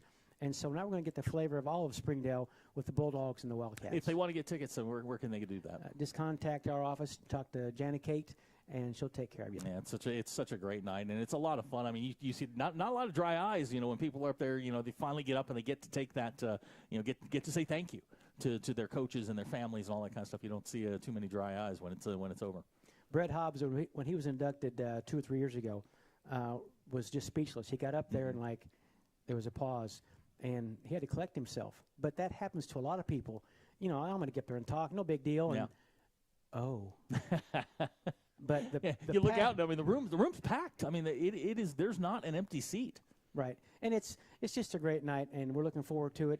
And now that many of the restrictions have been lifted by the city, we're going to have a capacity crowd in there, and just a great night of sharing some stories. Yeah, I'm looking forward to it. I'm always honored that you guys even asked me to do it. I'm surprised every year when Jana asks me to do it, but it's a great night, and I enjoy it. I get to learn more about the district and the school district. Want to ask you, because I was blown away by this. My daughter runs cross country over at Bernice Young Elementary, and this is clearly your influence. As you see the younger kids participating in these sports. My daughter did not realize that you don't sprint in cross country, and she made it about 75 yards and called it quits.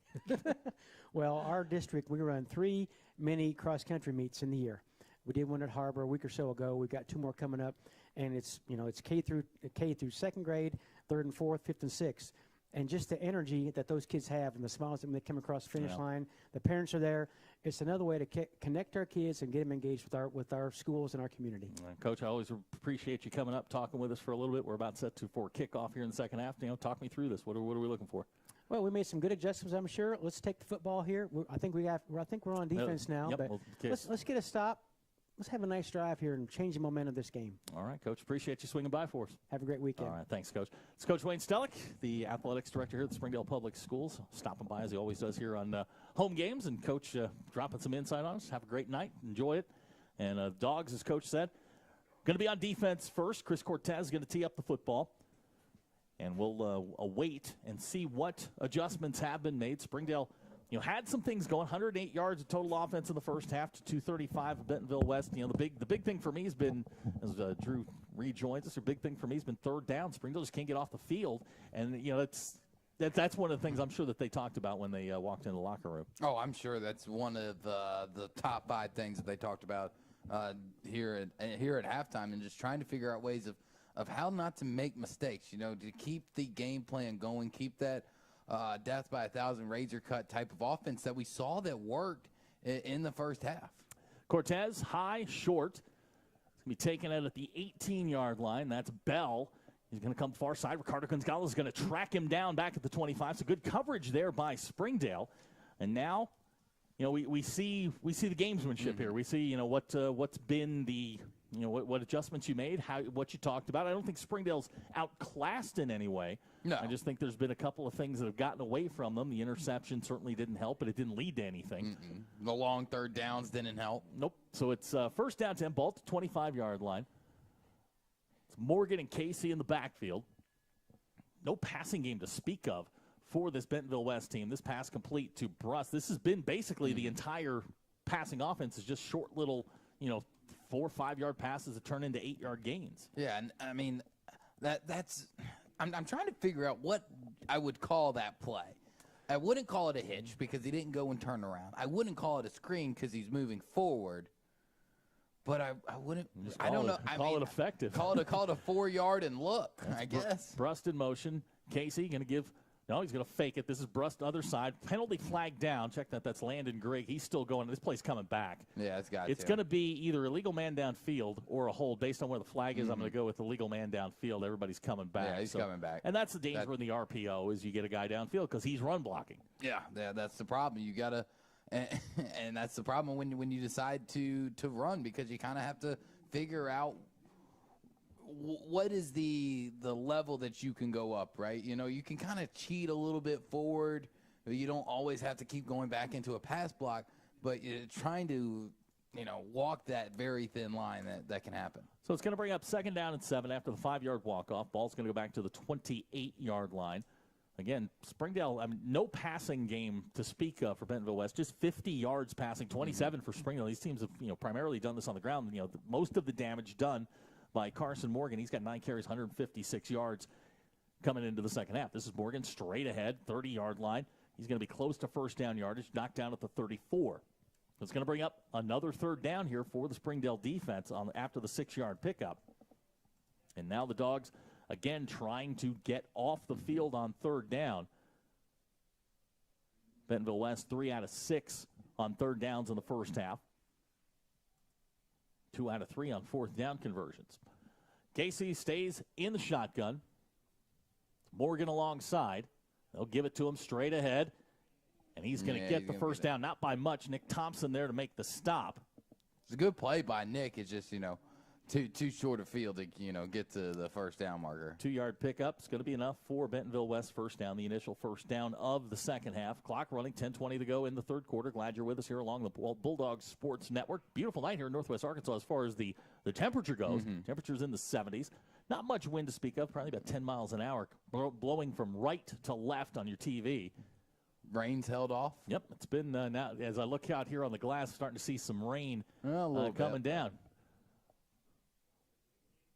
Casey alone, back in the shotgun. He's going to throw this one. The ball's caught by Greg. Datreon just got turned around. Yeah. It's going to be a big gainer down inside the 30-yard line. And Springdale now, you're back in that danger zone again. Yeah, this isn't the place that you want to be if you're Springdale. And honestly, I can't tell if Casey designed to throw back shoulder there, if that's what he wanted to do, but if he had continued to lead the play, that was actually good coverage there by Springdale. Would have been able to jump the ball. It's just a 4-vert route, and now first down 10, ball to 26. This is Morgan straight ahead. No, it's Casey on the keeper, and he's now in trouble. Now he's going to come reverse his field across the 25-yard line. We got a flag down. This is coming back. It's either going to be a hold or a block in the back, one or the other. So Springdale's going to catch another break. And this is, now if it's a hold, they're going to mark it from the 31-yard line, so it'll wind up being about a 12-yard loss instead of just 10.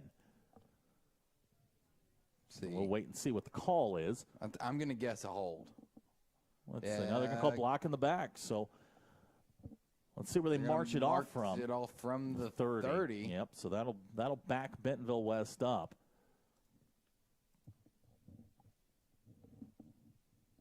It'll be a 10-yard march off back to the 40-yard line. Second penalty on the night for Bentonville West. Just 4 penalties in the game to this point. It's kind of the opposite of what we saw last week. So it'll bring up, we'll call it 1st and 24. Close enough. We'll call it that. Casey is going to throw long. He's got Ty Durham. Nice coverage there by Tajon Sparks. And it's going to bring up 2nd down and 24. Yeah, other than the one deep ball that we saw this quarter, the deep ball hasn't really been working, and that's why there is so few passing yards here. Not that shocked that they're going to try to take a shot, especially on 1st down. They'll return to the ground game, though, right here. 2nd down, 24. Ball at the 40. The line to make is about the 16-yard line. And you're right. I mean, this feels like Carson Morgan coming right up the middle. Springdale going to play that 3-3. They're going to let Casey throw again. Springdale going to rush forward. Now Casey's going to throw it deep. He's looking for, I believe that's Dakota Gaines' catch at the 3-yard line. Dropped it. Wow, he was open. He's beaten Datreon Westfork. That ball's going to go incomplete, and he's going to have nightmares about that one. Oh, he is. I mean, Springdale got lucky on that one because he was going to catch it in high step right there into the end zone. Got lucky. Hopefully, Springdale can capitalize on the luck here as Landon is coming in on the defensive side. Dakota Gaines, the receiver who dropped the ball. Now it's 3rd down and 24. And honestly, if they get half of this, they're probably going to go. That's just the way that Bentonville West has sort of run their program. It's 3rd down, 24. 9:09 to go here in the 3rd quarter. Casey and Morgan in the backfield. Casey is going to throw. Springdale shows blitz. Now they got the screen set up, and my gosh, Carson Morgan is wide open at the 30. Nice tackle there. Datreon Woodfork with the tackle. He's going to knock him down at the 32-yard line. It's going to bring up 4th down. And we'll wait and see. Hit, young man. That was a good shot there. It's an 8-yard pickup. It's going to bring up 4th down. We'll call it 16. Datreon came to the sidelines. He was holding his left hand, but now he's come back in. And now on 4th down at 16, Carson Morgan is the running back. Quarterback Jake Casey on the night, 8 of 15, 96 yards. Now facing a 4th down and long. Springdale going to show pressure. Casey's got good protection. He'll fire it long. That ball's going to be intercepted. Springdale's first interception of the year. It's Ricardo Gonzalez at the 10-yard line. Ricardo with room, 20, breaks a tackle, 30, still on his feet, 35-yard line. He's going to be knocked down at the 36. So Springdale's defense stands up, and they get the turnover. Great job there by Ricardo Gonzalez there. Spy in the eyes. You know, I've talked about it plenty of time with Landon, but Casey just did the exact same thing. There's no need.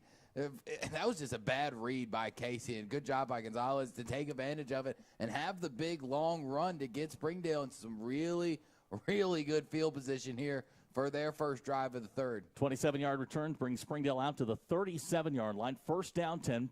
Landon Phipps in the pistols. Got Davon behind. Davon had a nice first half. Here he comes straight ahead, across the 40-yard line, maybe out to the 42, and it'll bring up 2nd down, 10.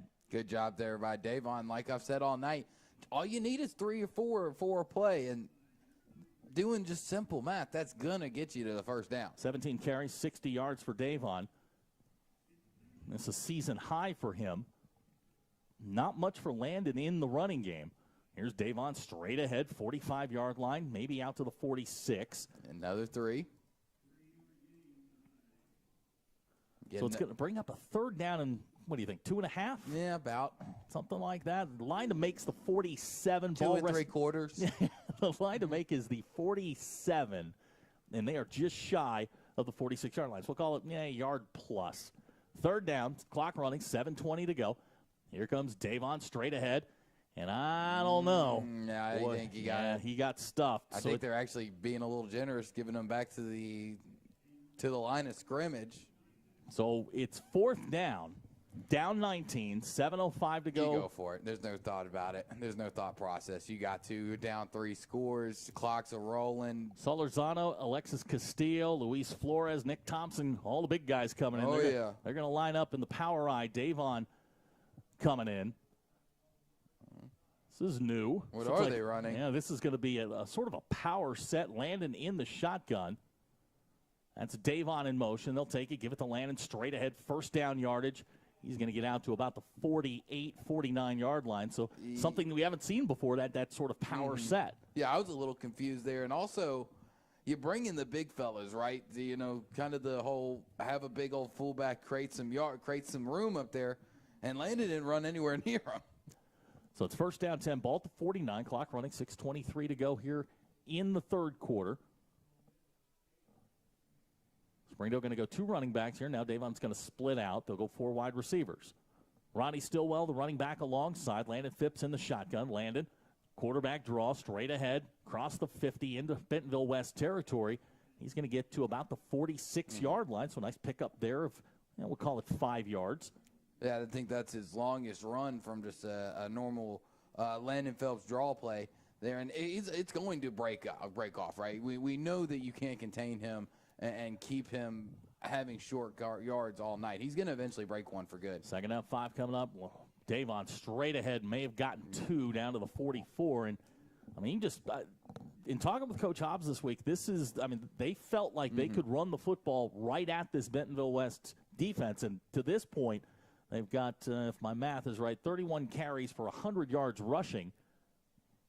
And this is an offense. Not terrible. It's over 3 yards a game. Yeah, this is an offense comes in averaging 174 yards per game on the ground. So they're right on pace. Landed, going to take it, quickly throws. Cortez near side, 40-yard line. Chris got room down to the 36, first down Springdale. Hey, just keep cutting them. Keep giving that cut. Well, you can see Bentonville West starting to sell out to stop the run, and those plays are going to be there. Another cliche. Hey, you're on the ball to set up the pass, right? Absolutely, you do. 8-yard pickups, enough for a first down. 4:58 to go here, third quarter. Springdale down 19, but driving. Landon straight ahead. Here comes Davon looking for a little room, 35-yard line. Heavy contact. Yeah, might have been a little helmet-to-helmet contact on there. It's a 3-yard pickup. It's going to bring up second down and 7. And, you start looking at, number of possessions and how much time you have left. You got enough time and possessions, but you got to maximize your possessions and you got to make your stops on defense. You got to almost play perfect football here in the second half if this is what the game plan is. Yeah, 4:25 to go. Short. Landon, he'll throw. Landon's going to throw the go route, looking for Chris Cortez. He's going to overshoot him. Buxton on the coverage. Crowd calling for a little interference. I don't know if it was. I didn't see it. So it's going to bring up third down, and you're clearly in 2-down territory here. I don't think that's a question at this point. You got to pick up at least, I would think, 4 of this if you're going to go for it on fourth down. I think you're probably going to go for it regardless. You just the numbers, like you said, almost had to play a perfect game. You've got plenty of time, but you're also going to need the score somewhat. I'm not going to say in a hurry. Still 4 minutes and 19 seconds left to go in the third quarter. But then you're also going to have to play perfect defense. And we're going to get a timeout here, Springdale. 4:19 to go in the third quarter. 19-0 our score. We'll be right back. You're watching the Springdale Bulldogs on the Bulldogs Sports Network. It's the best place to discover all there is to do and see in Springdale. We'll help you explore our many eateries and attractions and introduce you to our shopping, arts, parks, and trails. You'll also find links to our great hotels and meeting venues. Download the new Explore Springdale app or visit explorespringdale.com to begin your Springdale adventure. The Springdale Chamber of Commerce is among the top 1% of chambers in the nation to be honored with a 5-star 4:19 to go here in the third quarter. Springdale's got the football, facing a third down and 6. 4:19 to go. And, you and I were just talking about it. You got to maximize possessions here. You've got to get points out of this drive. Even if it's a field goal, you're still 2 scores. Yeah, you got to get something on the board here. A field goal makes it 19-3. You're still 2 scores out. What you don't want to do is, be 3 scores down with them with the football and a chance to kind of milk the clock if they can. Third down, 6. Ball at the 32. Line to make the 26. Landed. Going to throw, slant route, looking for, let's see who we're looking for there. It looks like they were looking for Junior Reyna. That's going to go incomplete. Now it's going to bring up fourth down, and it just feels like you're running the ball. You're running the ball. And then you go to the air. It's and the play call of basically you only had 2 routes running. I guess it was a design play of go up to a line, pick a side, and pick one because. That was great coverage. You almost would have liked to seen Landon just say abort, abort, abort, and try to run it. Springdale 46% on fourth downs coming into the game. They're 0 for 1 tonight. Landon Phipps in the shotgun. Landon under pressure now is going to run away. 35-30, and they're going to drag them down from It behind. might have been a horse collar. And they're not going to call it, and Springdale's going to turn the football over. And, I mean, that's like the worst of all scenarios here. Coach Hobbs pleading his case, but Landon got dragged down from behind, and Springdale's going to turn the football over. So all the momentum you get from the interception goes by the wayside, and you give Bentonville West the ball, and you chewed up 5 minutes on the clock. And that's been the story all night, right? We've seen Springdale get some momentum. They're going down. They're cutting them, man. They're doing the things that they're supposed to do, and then the play calling gets screwed up. And at some point, you just got to get frustrated Casey with it. quickly finds Brust. First down, you're going to be real close, short. about 9 yards on the first down play. And look, I mean, their passing game is not complicated. This is not the this isn't the Kansas City Chiefs out here. I mean, it's a slot receiver running 4 yards and looking. Right. It's not even a route. 9-yard pickup out to the 38-yard line. And Springdale, look, they got to get the ball back here quick.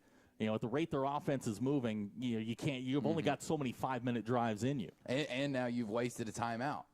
Carson Morgan straight ahead, first down across the 40-yard line, middle of that Springdale defense there. Nick Thompson, Michael Dickerson there, but it's going to be a first down. Clock's going to stop momentarily with 3:33 to go in the third quarter. Ball's going to be placed at the 42. It's 4 yards. Morgan on the night. Let's see here. 12 carries, 142 yards rushing so far. He has been the story. He's got the long touchdown run, the 52-yarder. I mean, the big part about that is all of, if not almost, has been between the tackles. Yeah. Clock moving, 3:15 to go. Third quarter, 19-0 our score. Bentonville West facing a first down 10. It's Morgan and Casey in the backfield. Casey with the play fake. Springdale gets there. That ball's incomplete. Nice play. There's a Marion Manuel. Pass intended there for Brust. Caden Spencer applying the pressure. Was talking to Coach Derek Moore before the game. He really likes this young man. Says he's got big-time potential at 6'3", 220. Gave him that number 93, and they don't just hand that number out to anybody around here. That number's pretty special. That's Isaiah Nichols' number. And Caden struck up a friendship with Isaiah, works with him a little bit. Second down 10. Casey fires, same play. I mean, at some point you just got to take a chance here and try and stop that. At some point, you just no more playing off the ball on the slot, right? You know, most of the time, if you're playing man, you're playing up close, right? It's all going to be on your edges. It's your cornerbacks. At some point, you've got to just say, screw it. We're gonna. If they haven't been able really to beat us over the top all night, and you're in the same spot here. I mean, exactly. Right here, you should put Gonzalez right on top. Sides. Gonzalez should not be more than a yard off of that ball. Well, it's going to be, looks like they're going to get Bentonville West with the shift. Gunnar Cornelison jumped off sides, but it looks like the tackle moved instead. So Bentonville West will be backed up 5 yards. It's going to bring up third down and 7. And, I mean, you're right. I mean, the safety is just playing so far off of him. I mean, it's there if they want it. And watch it. I mean, if they do it, Gonzalez's first move is going to be back because, I mean, that's obviously what you're kind of taught. Casey to throw. Ball's complete. That's Ty Durham. Nice play there. Good Eduardo play. Hernandez. No, check that. Tajon Sparks. Tajon, my apologies. Ball's going to be knocked down at it's going to wind up being a 1-yard loss on an under route. Good job there. That's a nice play there by Tajon, catching a very speedy Ty Durham. And now Springdale, again, going to get the football back here. 1:59 to go. It just feels like one big play. Right there. We're almost there. One big play. Just get that momentum back. Buxton drops back in punt formation. You got to be careful with this Bentonville West team. They are so unconventional in a lot of the stuff that they do. I mean, they will try fakes from anywhere. They will try just about anything. This Carson Morgan's late coming onto the field. Clock moving, 1:30. High snap, and wow. I don't know who that was on. It might be on Springdale. If it is, man. Yeah, Casey's just coming back out. Here they come again. And I mean, these are just things you can't do. You did your job. You got them off the field. You made them make the mistake. And now you're giving them a shot right here, 4-3 to go to, possibly have the ball by the end of the quarter, which you kind of need it back. 1:26 to go here in the third quarter. Clock now moving with 1:20. Casey is going to give to Morgan straight ahead. Springdale's got it stacked up. Great play there. Nick Thompson, Caden Spencer. That Springdale defense said, no, sir. Brooks Muller, the defensive coordinator, he's pretty excited about his football team. And look, You get the ball at the 45-yard line, you've got to score. You have to capitalize. There is no ifs, ands, or buts about it. And great job by Nick Thompson. Have yourself a day, young man. He has been on every single play. He has made some big stops. I mean, he is having a day. It's a 3-yard loss on 4th down and 3. And look, if you're Brian Pratt, you got to look at him and go, what are you doing, man? I mean, you're up 19-0. I mean, let's not be dumb about this, but this is what he does. And he gets himself, against better teams, the top teams in the state, he does this stuff. So Springdale 1st and 10. Phipps got the screen set up. Pass complete, far side. I believe that's Junior Reyna. And it's going to be a couple-yard gain. And, look, Springdale doesn't have much of a downfield passing game. It hasn't been there most of the year, but these screens and, the delays and all that kind of stuff is sort of part of their offense. It's going to be a 5-yard pickup. Springdale's going to have to go. Got to pick it up. You definitely want to get into the end zone before the end of the quarter. And the moment, the pace they're playing at, it's not going to happen. Yeah, you need 3 scores at this point, and you're not coming up with a lot of big plays. Here's Davon Sparks coming near side 40-yard line, and he's going to get maybe a yard. Looks like where they're going to mark him down, it's going to be nothing. And how fast? They're, once again, not moving fast at all. 35 seconds left to go in the quarter. I know it's not the end of the game, but come on, we got to pick it up. We're running out of time. 30 seconds to go, third quarter, 19-0 our score. Springdale now facing a 3rd down and 5 on the night. Springdale has they are 4 out of 9 on 3rd downs, came in at 44% on the year. They were real good last week. They're 8 of 12 on 3rd downs. Phipps in the shotgun. Play clock is at 17, so plenty of time. Landon's going to throw. Here comes the blitz. Landon fires down the middle, looking at Junior Reyna. They've tried that play a couple of times. They have. That one sails high and wide to Junior. Now you're into a 4th down spot here with 6 seconds to go in the quarter. No ifs, ands, buts. Got to go for it. Landon 4 out of 14 passing for 40 yards. He was really efficient last week against Rogers Heritage. Just has not been on target tonight. His timing's been off tonight. Yeah. I don't know why. It seems like his accuracy was great last week at Rogers Heritage, but tonight he's just been a little too far out front. So it's 4th down, 5, 6 seconds to go here in the quarter, and we've got whistles. Timeout by West. So Bentonville West will call the timeout. We'll hold it right here. Both teams have used a timeout here as we're going to go into the 4th quarter after this 4th down. 19-0 our score. Springdale's had chances. I mean, they are hanging around here. It just feels like one big play, and you're right back in the ballgame. Defense is playing well. Defense has been playing well. I mean, this is the same score we went into at half, right? Kind of the momentum that Bentonville West had going into halftime. You're thinking, oh, man, if they come out and they score because they got the ball to start, we could be looking at a running clock halfway through the 3rd. But Springdale has kept it up. They have done their job on the defensive side. Offensive-wise, it's just once again, it's 2 steps forward, 1 step back. 6 seconds to go here in the quarter. 4th and 5 upcoming. The line to make is the 36. And it looks like it's right on the 36. I don't know. There isn't much that has worked. That's got 5 yards written all over it. So we haven't seen the off-script stuff from Landon, just out, making a play. He hasn't been able to do that. Talley's done a nice job shadowing him everywhere he's gone. Without Danners Wiley in the lineup, your number 1 receiver is missing. So it's you're kind of playing left-handed. And now Phipps faces 4th down and 5. Should be the last play of the quarter. Phipps stands in the pocket. He's got plenty of time. Now he's going to take off and run. He's going to be dragged down from behind again. Springdale turns it over on downs for the second time in the quarter. That kind of looked like another horse collar, dragging him down there by the back of the shoulder pad again. A little blatant. There's still no call. One thing for Phipps that he needs to start to maybe be more aware of. If you're going to scramble, take it to the far side. That's the end of the 3rd quarter. Our score 19-0. Drew and I will be right back. You're watching the Springdale Bulldogs on the Bulldogs Sports Network. Rating by the U.S. Chamber of Commerce. We work each day to make our members more profitable through programming and events that strengthen our economy, help to create jobs for a growing population, and support the needs of a diverse community. We make Springdale a better place to live. Learn more about the Chamber and Springdale by visiting our website, springdale.com. Accidents are never planned. But no matter how small, every emergency that involves a child is a big deal. It's everything. That's why we're here. Arkansas Children's Northwest offers the only pediatric emergency room in Northwest Arkansas with fast access, pediatric experts, and kids. As we start the 4th quarter, it'll be 1st and 10 for Bentonville West. They've just turned Springdale over on downs for the second time in the quarter. They'll get the ball at the 40-yard line. They lead 19-0. They've been close to popping a couple here. Springdale's defense has played really well. They've turned them away on a fourth down. They've intercepted them. Third quarter really belonged to Springdale's defense. It really did. They were the best team out there, the best 11. Now it's just the offensive problem. This is Morgan. Straight ahead. He's going to get maybe 3 out of that. Check that Braden James on the carry.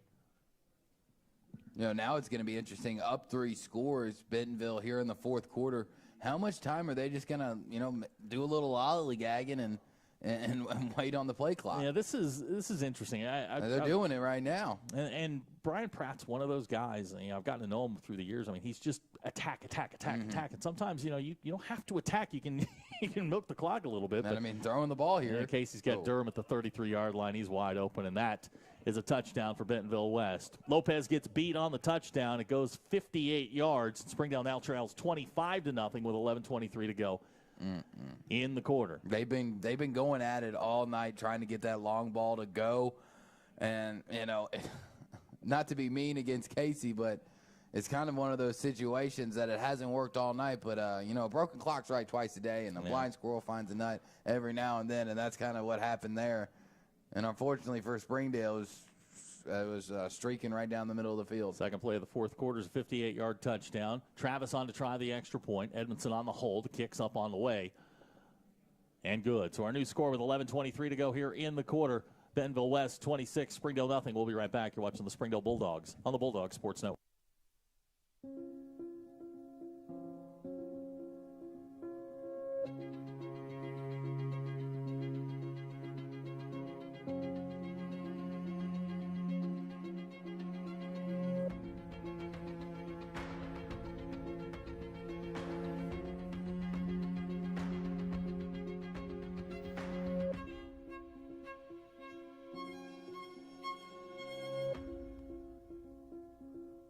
The Bentonville West scoring drive, 2 plays, 60 yards. Our new score is 26-0. And now, I don't know. You've had opportunities in the third quarter to get back in the game. You're 3, let me see, my math isn't what it used to be. You're 4 scores down. Yeah. So now you need to get on the board. You can't get shut out. You can't. The offense just takes any momentum, any confidence you had from last week's win, and just flushes it right down the drain. 149 yards of total offense for Springdale. They have struggled in the passing game. Landon's 4 out of 14 for 40 yards. They've run the ball a bunch, 35 times for 108 yards. A couple of turnovers, a couple of bad decisions, in the passing game, and it's just been. It feels like they feel like they're stuck in the mud. It just feels like. And not to do another cliche here, football is a game of inches, and a lot of these plays they've just been like an inch away. Devontae's an inch away from breaking one. Landon's an inch away from completing a pass. Tajon Sparks out across the 30-yard line. He'll get out to the 33, and that's where Springdale will take over. Down by 26, and now you're building for next week. Next week, you're going to go across town, play Harbor. They last check they were up 28-7 on Heritage. And that's always an emotional game. It's a game that honestly, Harbor has dominated. The one win in the series for Springdale was in 2018 here at Gerald Williams Bulldog Stadium, and Harbor to this point hadn't won a game. So that they're going to come in feeling really, really good. Springdale's going to come out of this one just feeling frustrated. Yeah. They've had opportunities. They really have. They've had opportunities here tonight, and ultimately, you got to look at the negatives. You got to look at where you can make mistakes. But you still got to take the positive that we have seen out of this game. 1st and 10, Landon's going to swing it. This is Davon. Makes one guy miss, 30-yard line. He's going to be dragged down. Ooh. It's going to wind up being a 3-yard loss. Big tackle there by Thomas Wilbanks there for the Wolverines to stop Davon. And, if you're Bentonville West at this point, you're pinning your ears back. Yeah. You almost abandon the run and pin your ears back, and you're playing 2 over the top just so you don't give up the big play. Clock moving, 10:50 to go. Springdale trying to put something together, get on the board here before clock hits 0-0. Phipps in the shotgun. He'll throw that pass complete and then dropped by Grayson Bowman. He knows it. Grayson's usually very sure-handed. That's going to fall incomplete. It's going to bring up 3rd down and 13. Yeah, that's one of the players you don't expect to really hear footsteps or try to take off before he has the ball, but that's exactly what happened. So 3rd down, 13, 10:38 to go here in the quarter. Yeah, I think a mental mistake like that trying too much. You know, they know the situation. They know what's got to happen, and he's trying to go out there and make a play, but he's just getting too far ahead of himself. 3-man rush. Phipps has the screen set up. This is Junior Reyna at the 30. He'll get back close to the original line of scrimmage, and that's going to be it. Springdale's going to have to kick it. So they'll go 3 and out. I think they're going to keep going for it. I mean, they're going for bust here.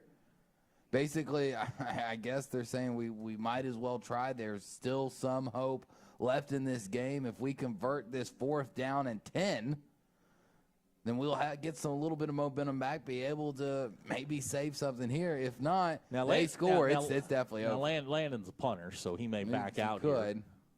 We'll see. Landon in the shotgun, and Springdale moves. Gustavo Perez jumps, and there's a 5-yard penalty. Now you got to kick it. Now you got to. So they'll back him up. I mean, you just can't. You can't have them get the ball. You know, here in the fourth quarter on just the 28. based on what we saw there, it looked like they were going. It did. It looked like they were going. I mean, he was there to go in the back to the pass block. He took 2 steps backwards. So 9:58 to go here in the ball game. Landon back in punt formation. He got one off earlier, 42 yards. Ty Durham back deep for Bentonville Weston. Snaps high. Landon gets it away. This one's going to hit at the 26, take a nice Springdale roll. Durham's going to corral it at the 14. Durham. Oh, no. 25-yard line, 30. Now he's got nothing but green grass in front of him. And we got a flag down. This is going to come back. We got a flag down at the 40-yard line. And the block, it was a lookout block, and the block was made on Landon Phipps. Nick Bell. Oh, my goodness. That's going to be a 15-yard penalty from there. As it should. So the kick, it's going to wind up being about a 28-yard return, and then they'll lose 15 on the penalty. Oh, that was violent. We'll check on Landon Phipps. He's still down on the far side. No, he's down. Did he? Okay. Yeah, he's up. I saw the crowd over there. Oh, that was a welcome to football. I mean, goodness gracious, that's violent. So we'll wait and see what the referees come up with. 9:38 to go, 26-0, and there's a long conversation going on. I think a couple of things they're going to sort out here is A, where did the hit occur? B, how is it a personal? I'm assuming it's a personal foul. So you got to assume that, and they should see what if there's any targeting. That's what was the intent? That's probably the discussion as we're. Was it malicious? Which it looked really malicious. So we will take a look here. White hat's coming out. Let's see what the call is. It's a personal foul. That's a blindside block against Bentonville West. So that's the end of the discussion. And they'll move them back to the 25. And here's the thing. I mean, Nick Bell for the Wolverines didn't really need to make that play. There's Landon Phipps wasn't going to catch him. I mean, that's a play of I'm going to hit you because I can. And I kind of miss making those plays. I used to like doing that, the whole cracking heads on a guy that wasn't looking. But, man. 1st and 10 for Bentonville West. This is Edmonton straight ahead. Check it. That's a swing out to the far side. He got me on that one. Eduardo Hernandez will run him out of bounds. Pass complete there to, I believe that's Brust on the far side. Hernandez with the tackle. It's a 4-yard pickup out to the 34. Let's check that out to the 29. Boy, my eyesight is going. Clock is stopped with 9:33 to go. 2nd down, 6. Casey, flush to his right. Now going to take off and run. He's going to get to the 40. He's going to be pushed out of bounds by Tajon Sparks at the 45-yard line. It'll be enough for a Bentonville West 1st down. Yeah, they're still trying to throw the ball. I mean, up by 4 scores, you think it would be mainly just hands off right up the middle. But like you said, this Bentonville West team is known for being aggressive. They're known for not letting their foot off the gas. They're kind of been known to run up the score, and that looks like exactly what they're doing. Casey, straight ahead, Edmonton, big hole, 50-yard line, and nothing but green turf in front of him. Cole Edmondson's going to set sail for the end zone and another Bentonville West touchdown. This one is going to go 55 yards, and the score is going to go to 32-0. That's just a breakdown in defense. There's no way you should have that much green grass in front of him, and really nobody at the second level to meet him. You know, it's not like he made a cut on a linebacker. It's just he found a hole right there between the tackles, the three-man front, and nobody there to meet him. Griggs in to try the extra point. Snap's good. Kicks on the way. And it's good. So our new score with 9:16 to go in the ball game. Bentonville West 33, Springdale nothing. We'll be right back. You're watching the Springdale Bulldogs on the Bulldogs Sports Network. Ballpark Franks got their start in 1957. Right here in the ballpark. And with the taste of 100% Angus beef, passed down from one generation to the next, they soon became a tradition everywhere, bringing on the feeling of summer in every bite. Ballpark Franks, bring on summer. 9:16 to go in the ball game. Springdale down 33-0. The Bentonville West scoring drive, 3 plays, 60 yards, 55 coming on the run by Cole Edmondson. And now, if you're Springdale, I mean, you're building for next week. Yeah, you are. You're You starting got to find something offensively that works. You do, and you're looking ahead. You know, I know the coaches say get week by week, but you know, you do some preseason scouting. You do some scouting of your future opponents ahead. You know, maybe start to work on some packages that you think might work out there, because it's different running plays against a different other team than against your own guys. Buxton set to kick off. His kick end over end, heading for the end zone. It's going to go in. Marion will catch it, and it'll be a touchback, and that's where Springdale will take over at the 20. They have been backed up all night. I mean, they have had 1 or 2 possessions here in the second half with field position. Everything else has been inside the 30-yard line, and it's just been – and when you're playing the style of offense they are, which is, you know, we're 3 and 4 yards at a time, it's going to be hard to push and continue those long drives, especially against good defense like Bentonville West. So Springdale get it, first 10, 9:15 to go. Landon Phipps is going to come out in the shotgun formation. And, you know, honestly, Springdale can't complain. They've had chances. They have. And just haven't been able to take advantage of them. Phipps, now quarterback draw. There's nowhere to go. He's going to make something out of this. Landon going to get out to about the 26-yard line. Good, strong run there. Just haven't seen a lot of that tonight. Yeah, I haven't really seen the draw plays that we've seen work, you know, all season long. There's a reason he's your leading rusher, because he has the skill and he has the talent to break off those big runs. He's your big-time play guy. If you're going to get one, it's going to be from him. Landon, 14 carries, 44 yards tonight. Springdale's run for 114. This is Davon Sparks, 35-yard line. Nearly lost the football, nearly broke it, and I think he did lose the football. Yeah, he did. Lost it. Bentonville West saying they have it, and we'll wait and see. And we wait for the call. He sure does, yeah. So Springdale turns it over. Davon Sparks with the fumble. It was a nice run. He just fumbled the football. It goes back to what I talked about in the first quarter. You saw him kind of drop that ball by his hip high and tight. Just because you see it done on Sundays doesn't mean you should do it on Friday. They teach you high and tight for a reason. That less chance of that ball getting punched out, less chance of what just happened happens. 8:37 to go here in the fourth quarter. Bentonville West takes over. Still got their starters on the field, up 33-0. They're looking to run this thing into the sportsmanship rule.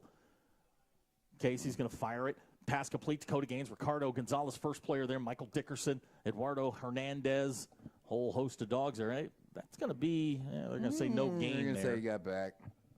So it'll bring up second down. And, you know, I know the inclination to say, well, why are they throwing the football? They're trying to get into the sportsmanship rule, so the clock will run. You get to the 35, you play your younger guys, you know, you get out of here faster, you don't get anybody hurt. That's sort of the mentality. Yes, you know, you're up 33, you're throwing the ball all over the place. You know, everybody sort of, you know, nods their head and goes, what are they doing? But that's sort of the thinking here with 8 minutes to go in the fourth quarter. Yeah, and they've got somebody else back there back in the quarterback, Alex Downing.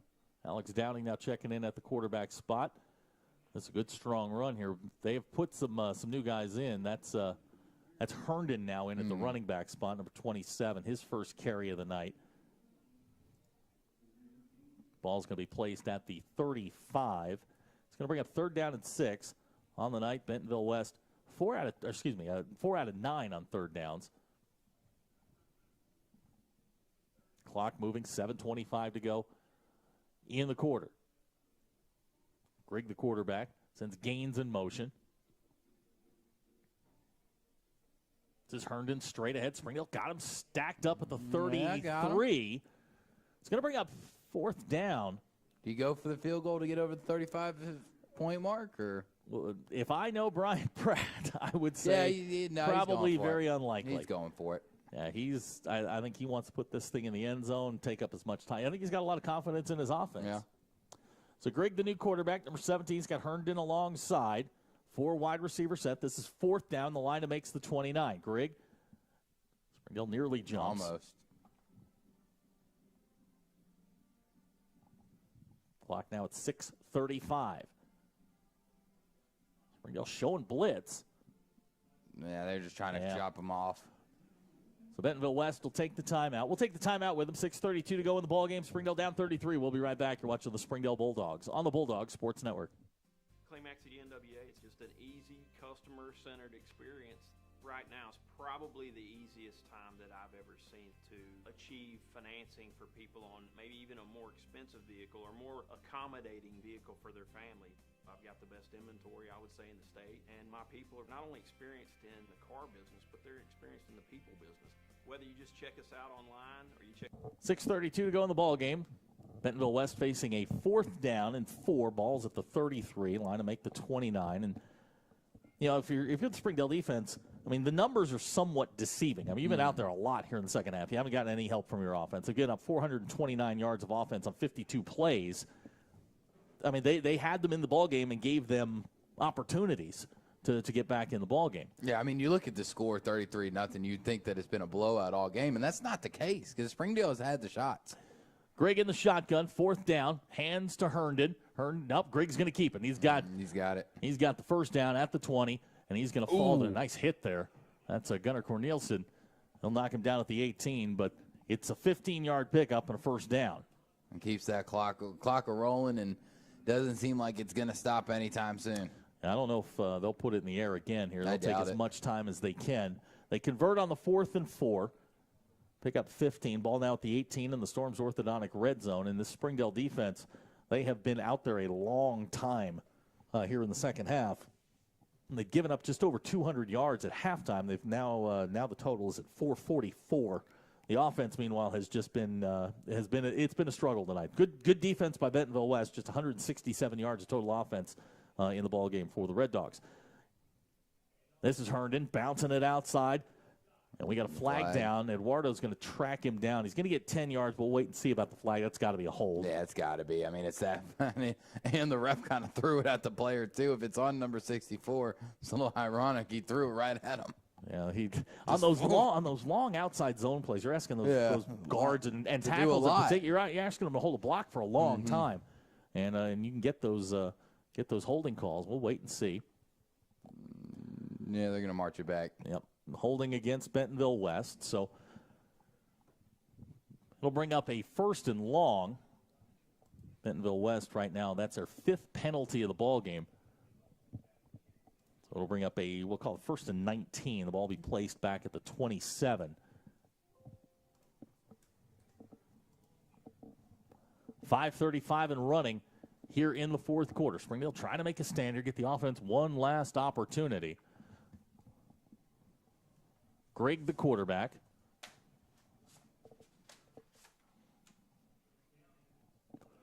Or check that. Downing's the quarterback. That ball intended for Dakota Gaines. I've been calling him Grigg. It's Alex Downing, the quarterback. That pass incomplete. Kind of shocked they took the shot there, but on 1st and 19. Yeah, I mean, might as well. I don't know. You're up 33-0. I mean, and again, I mean, you're trying to get to the 35 to get the clock run so you can get out of here. I get it. And you know they've got big games ahead of them. But right now, I mean, just running the ball with 5 minutes left to go, letting the play clock run down to get you there just as fast, and jumped. So it's going to be offsides against Springdale. Looked to have been Gunnar Cornelison. I don't know. It's the second time he's jumped off sides tonight. Ball's going to be moved forward 5 yards. It'll bring up a second down. We'll call it 14. Yeah. Close enough. Downing in the pistol, or in the shotgun now, with Herndon alongside. Clock stopped at 5:17 to go, fourth quarter. Downing to throw. This one complete. That's Brust. He's going to get down to the 3-yard line. Brust with he's had a heck of a night, that kid. He's been all over the place. Oh yes, he has. He's had a good night. Brust tonight, if I've done this right, 9 catches, 81 yards. And now you're at first and goal. Clock moving, 4:55 to go. Still Downing and Herndon in the backfield.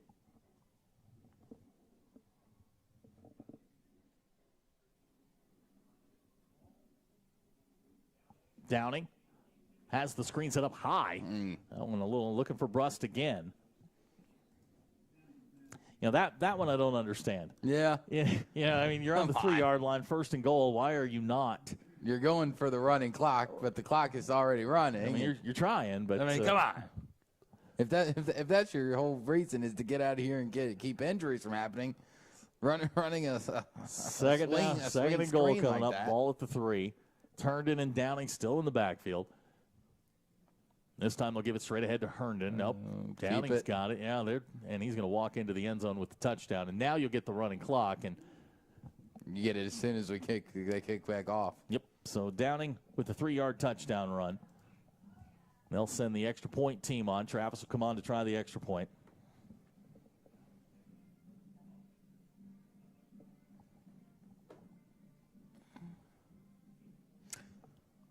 Not a lot to say at the moment. Well, I know you're probably waiting there like that air there, Drew. You got anything to say? Nope. No, I don't. Griggs kicks on the way in good. Drew and I'll talk about it when we come back. 4:20 to go in the ball game. Springdale down by, what is it now, 40? 40 to nothing. We'll be right back. You're watching the Springdale Bulldogs on the Bulldog Sports Network. Arkansans appreciate community. We work and raise families, care for our neighbors, and come together in good times and bad. At First Security, that local strength is what we love best about our home state. There is commitment here, and heart, and hope. Thank you to everyone who is standing together, learning from one another, and making Arkansas a place we all love to call home. We're proud to be your community bank.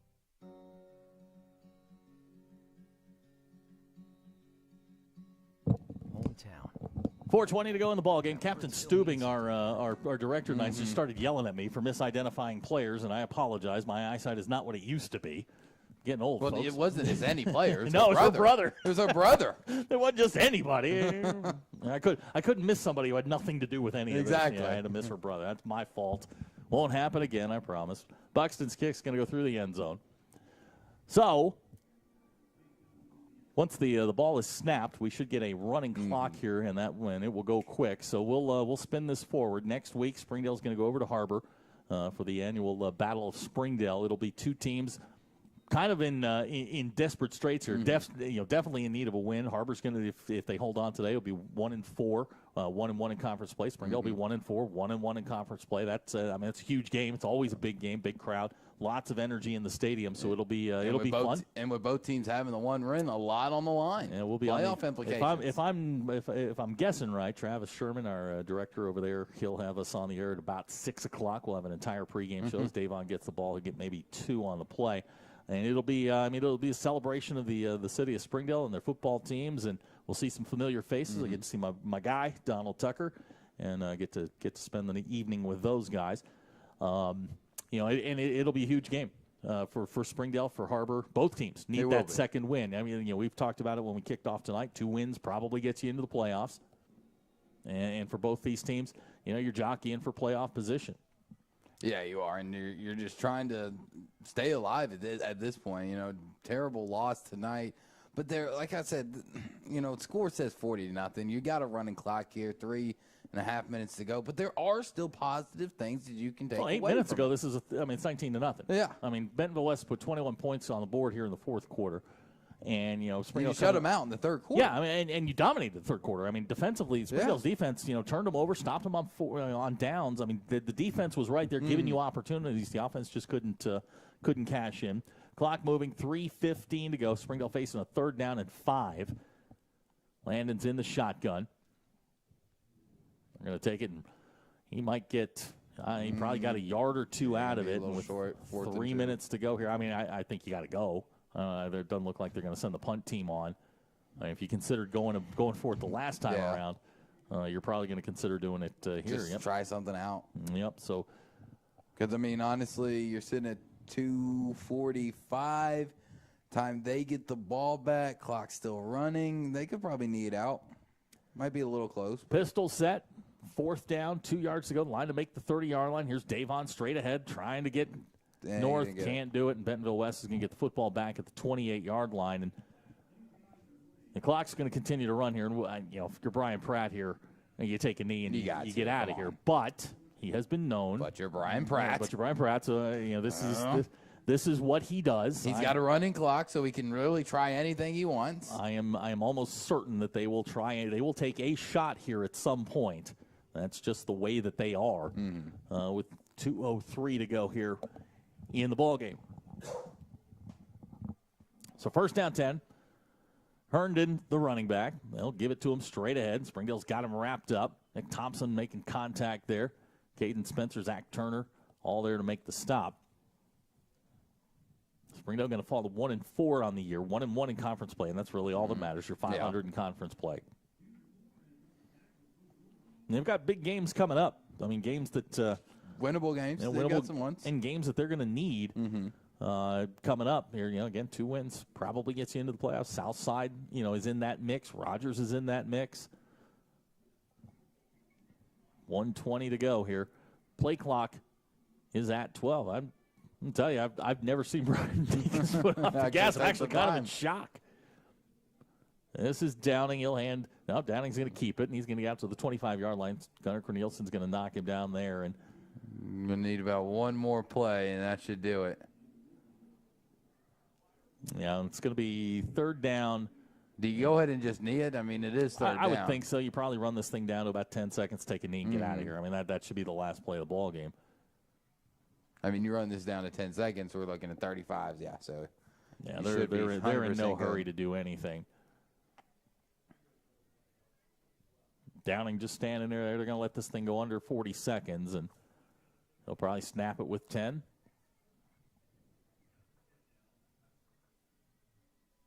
They'll snap it with 7. They'll give it to Downing's going to keep it. And he's going to throw the ball. Pass complete. Down to about the 21-yard line. It's going to bring up 4th down with 17 seconds to go here. Do you just want somebody to accidentally get hurt in a running clock game? I mean, come on. That's a read, and that may be inexperience on Downing's part. So, maybe it's an automatic. You just have to know what the play call was. The clock's going to hit 000. Springdale's going to lose the football game. They're going to fall to 1-4 on the year. We appreciate you guys coming along with us tonight. We will be back on the air 6 o'clock next week. Crosstown, our friends over at the Wildcat Sports Network, will produce the show next week. I'll be over there with Donald Tucker and the Wildcat Sports Network crew. For Drew and our entire BSN crew tonight, we appreciate you watching. We will talk to you next week from Harbor. Good night, everybody.